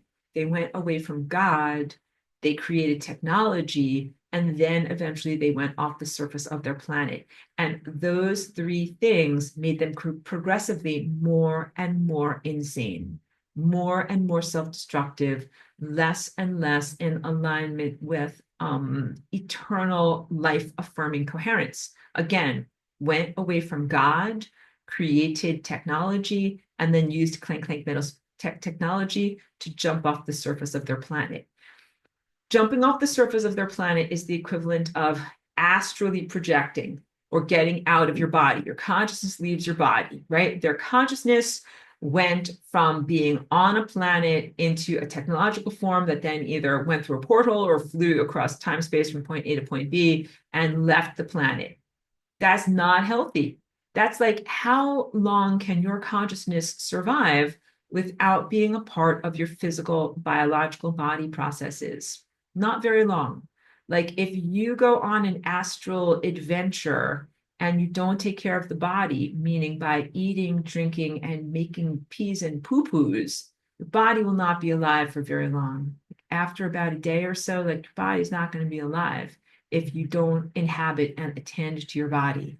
But what if you vacate your body and somebody puts you on quote unquote life support systems? That's technology that is used to take care of your need for hydration, nutrition, and pee-pees and poo-poos. Then you can have the body sustained there for a longer amount of time, even while the consciousness is not looking over it and embodying it and activating it. But that's the definition of what technology has been used for these different levels of consciousness. And what do you guys know about someone who's on life support? Like, do they emerge from life support looking super healthy? Do they look beautiful? Does their hair grow really great? Do their muscles grow bigger? Or do they mostly die, but sometimes emerge from life support systems by being like very wasted? Their muscles go away. They get very skinny. Their hair and their teeth fall out. They can barely be alive. And, they come back a diminished person. What is truth? That is the truth, is that when you don't inhabit your body or don't inhabit your planet and go away from your body, the consciousness goes insane or psychotic and does not make good choices. And the body itself degrades. It goes into a sense of decomposition because the consciousness is not there to sustain it and make sure that the body processes flow in the energetic correct patterns that they're supposed to go in. So again, just because a machine might pump blood and oxygen through the body does not mean that it is moving. The energy of the blood and oxygen is moving in proper patterns. The energy is moving through the body.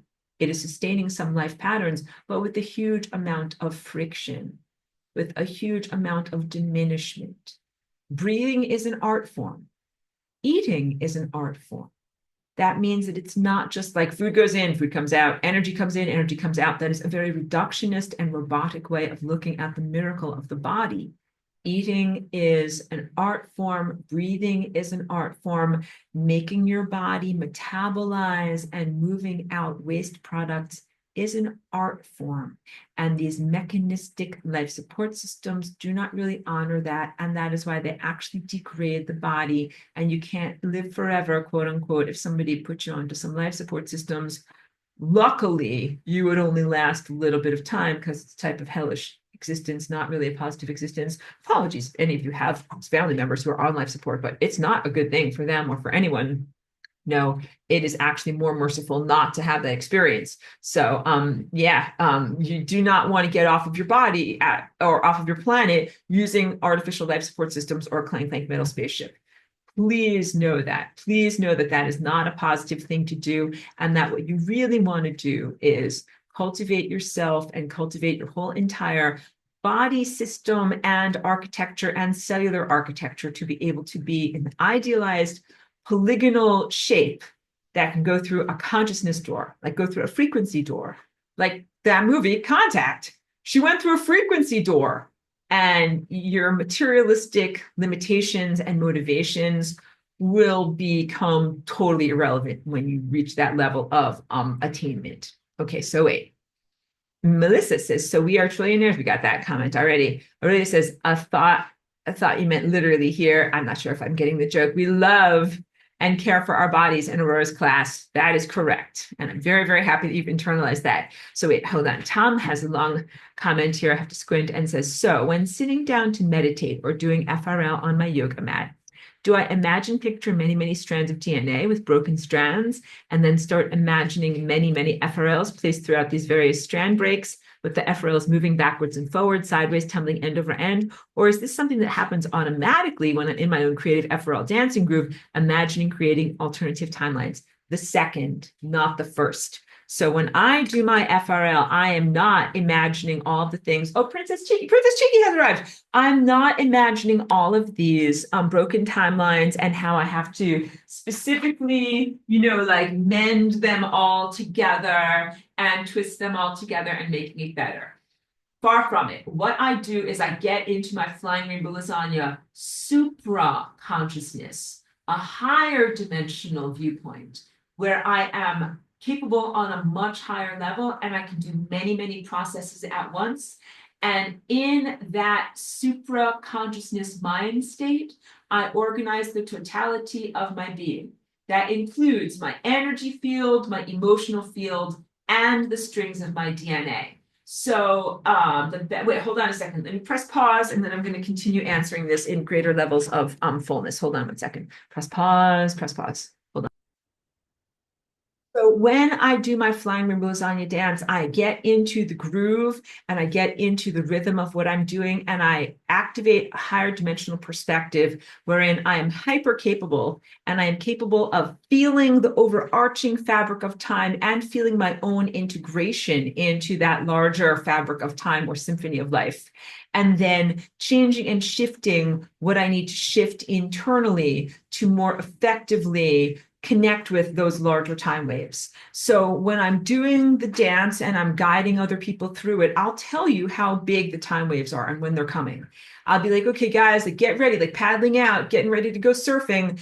And I'll say, it's like a small wave. It's a 1 on the scale of 1 to 10. And then the wave comes up your back. It comes through you. You go through the portal. You spin around. You come out the other side and you clear your perturbations. When I do that maneuver, I am so engaged with the sensory aspect of feeling time around me, feeling my own body, feeling my physical representation of time, but also feeling my pure frequency body, that there is not any energy that is left for my intellect to think about stuff, assess things, try to steer, calculate, or anything like that. It's not an intellectual experience or an intellectual proposal. Your intellect will catch up like 5 miles down the road and be like, oh, I guess I just lasagnaed. I did something, I don't know what. That's why you go into your experience after you lasagna and you explore what you made with your intellect. You're like, I have no idea what I just did cognitively. Let's figure it out. Let's go explore. So you know that you are doing this deep DNA transformative work from the feeling state that you generate, which is euphoric and elated and elevated and metabolically fast, and is quantumly empowered. That's the only words I have for it. The ability to know and experience time directly and the levels of empowerment that come from that level. But this is not a rational or intellectual exercise. It's a very different experience of embodiment, just like music. Like music is not an intellectual exercise. It's a visceral exercise that you feel with your guts. And you can feel like when someone is playing the violin and you feel it, you're like, oh, I feel it inside.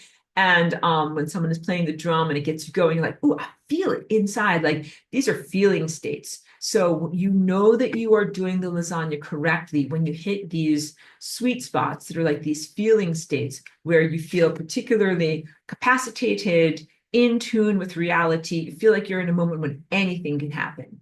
And that also means anything can happen. It means, well, yes, like technically bad stuff can happen, but you can do putting up Merkaba's force fields of protection before you get started, which is what I do, so that you don't just have anything bad happen. That's the splash. You want to have the good diving through time without the splash. And that's also what I do throughout the dance when I say to my dancers, clear your perturbations. So you do like dance, dance, dance, dance, dance, roll through a portal, and then come out the other side, clear your perturbations like a waterfall of energy is ironing out your body, and then expand on the other side of that. So I make this type of energetic hygiene and housekeeping an ongoing part of the dance, just like if I'm cooking in my kitchen, when I'm going to chop some tomatoes, put them in the dish, but then I'm going to wipe down the cutting board and wash off my knife. Like, you clean as you go. I made this little thing. I got this bowl dirty. Let's clean as I go, instead of ending up with a giant stack of dirty dishes and then you've got your food over here. So when you do lasagna and you clear your perturbations, you're like, oh, I just prevented a lot of negative blowback and maintained positive time structures.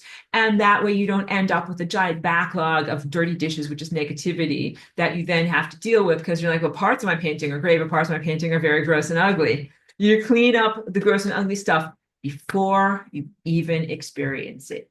That is the essence of lasagna. But let's say, oh, I can use so many fun examples, but most of them are negative and maybe a little off color. So come to my retreats to hear most of those stories. But I have many stories about learning how to calibrate my abilities and when I dance things into existence and they were not ideal. Some of them are comedic, some of them are cringeworthy. But the whole point is I'm still alive to tell the tale.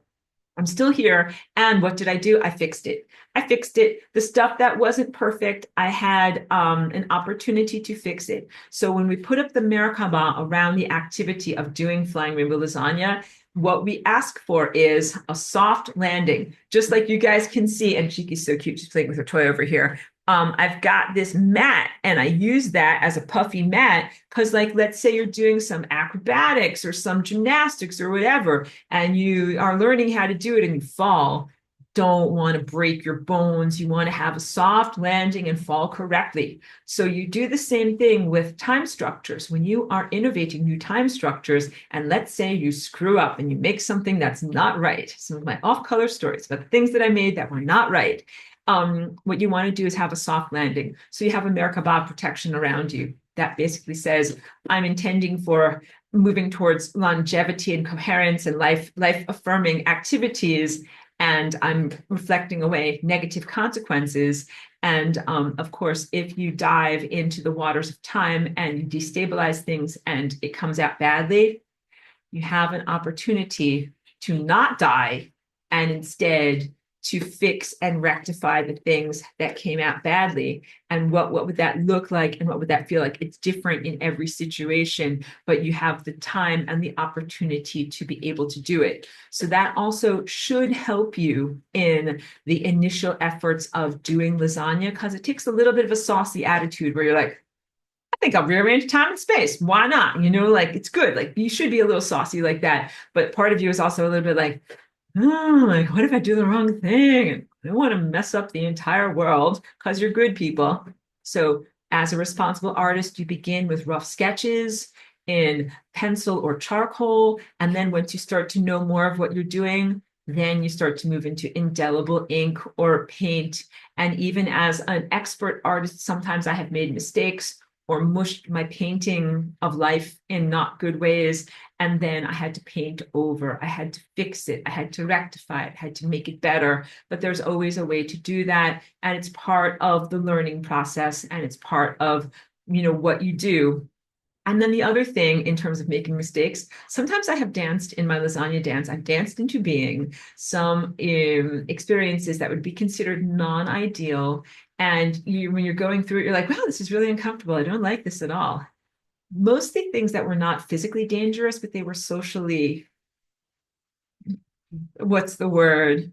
Difficult phone conversations, conflict with other people, stuff that didn't go the way I thought it would. So it was not ever like my body being harmed, but usually like difficult stuff with other people.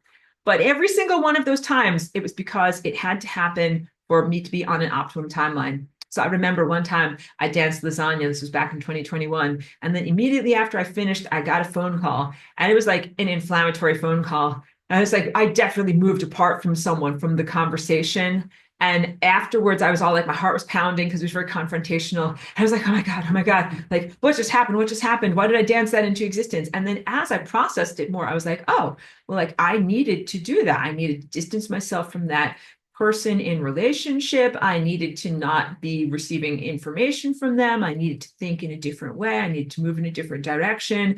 And what I did was wish them well on their journey. Like, see ya. I'm encouraging you in your own direction, but I got to move over here and do this. And you know what?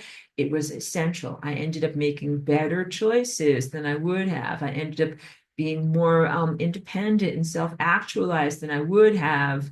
And it was difficult conversation, but I needed to be able to say those things, and the other person needed to say those things to me. This was like not a romantic partnership or anything like that. Just social dynamics. This happens in your life. Sometimes it's not always with a boyfriend or a girlfriend.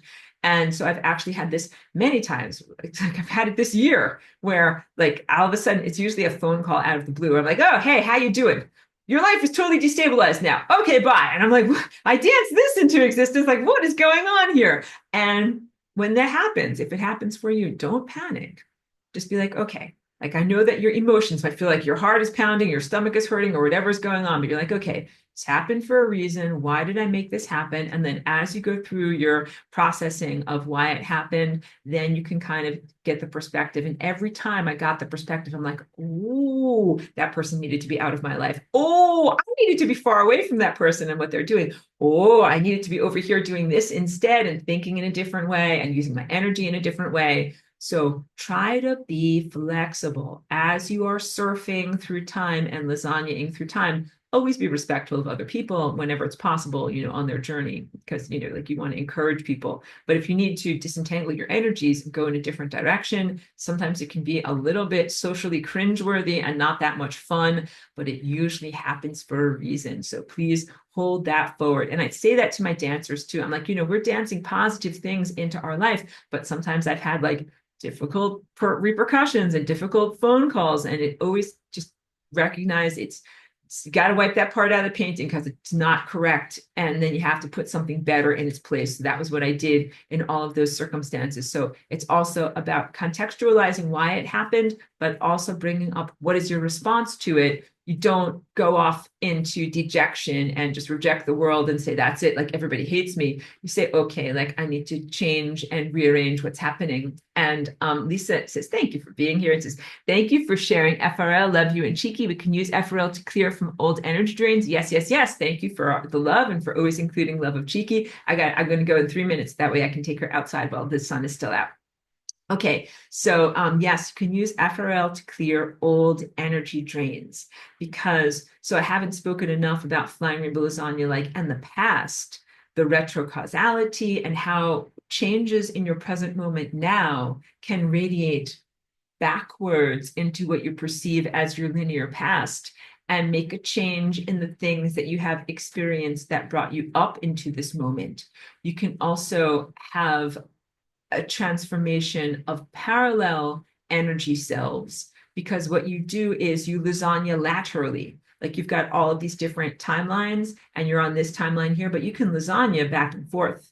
That would be like this, lasagnaing back and forth between these various timelines, because maybe this timeline has a great idea about what you should do for a job. This timeline has a great idea as like your recipe for what you're going to make for dinner. This timeline has a great idea about how to fix something from your past. And when you laterally lasagna between these various different DNA and energy structures, what you do is you get the best of all of those versions of yourself.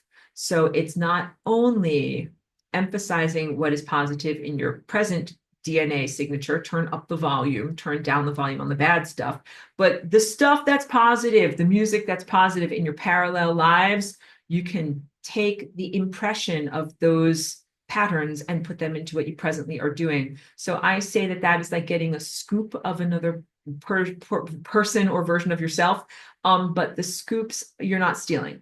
So when you read a book from the library, you read the information, but you leave the words on the page. And when you get a scoop of inspiration from a parallel self or from another version of yourself, you don't take the leg from yourself over here and put it over here and like put it into your body, but you take the impression of information from over here and internalize it. You take the song from over here and you play it on this instrument.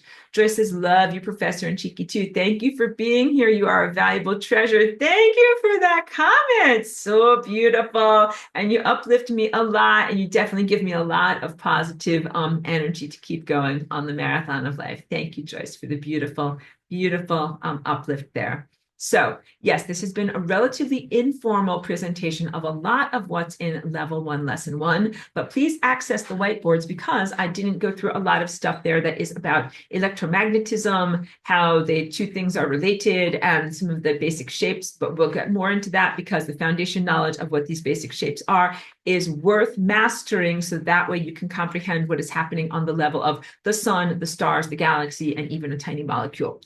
Awesome job today, class. Thank you very much. And I say it all the time. I mean it all the time. Profoundly grateful for everyone who's a student in this class. Very, very grateful to be connected to you guys. I consider you the best of the best. Your back goes up of who is here on this planet. Thank you for the good work that you've already done. Thank you for your self-cultivation. Please keep going on the marathon. Melissa says, thank you. You're very, very welcome. Okay, everybody. Thank you. Beautiful day.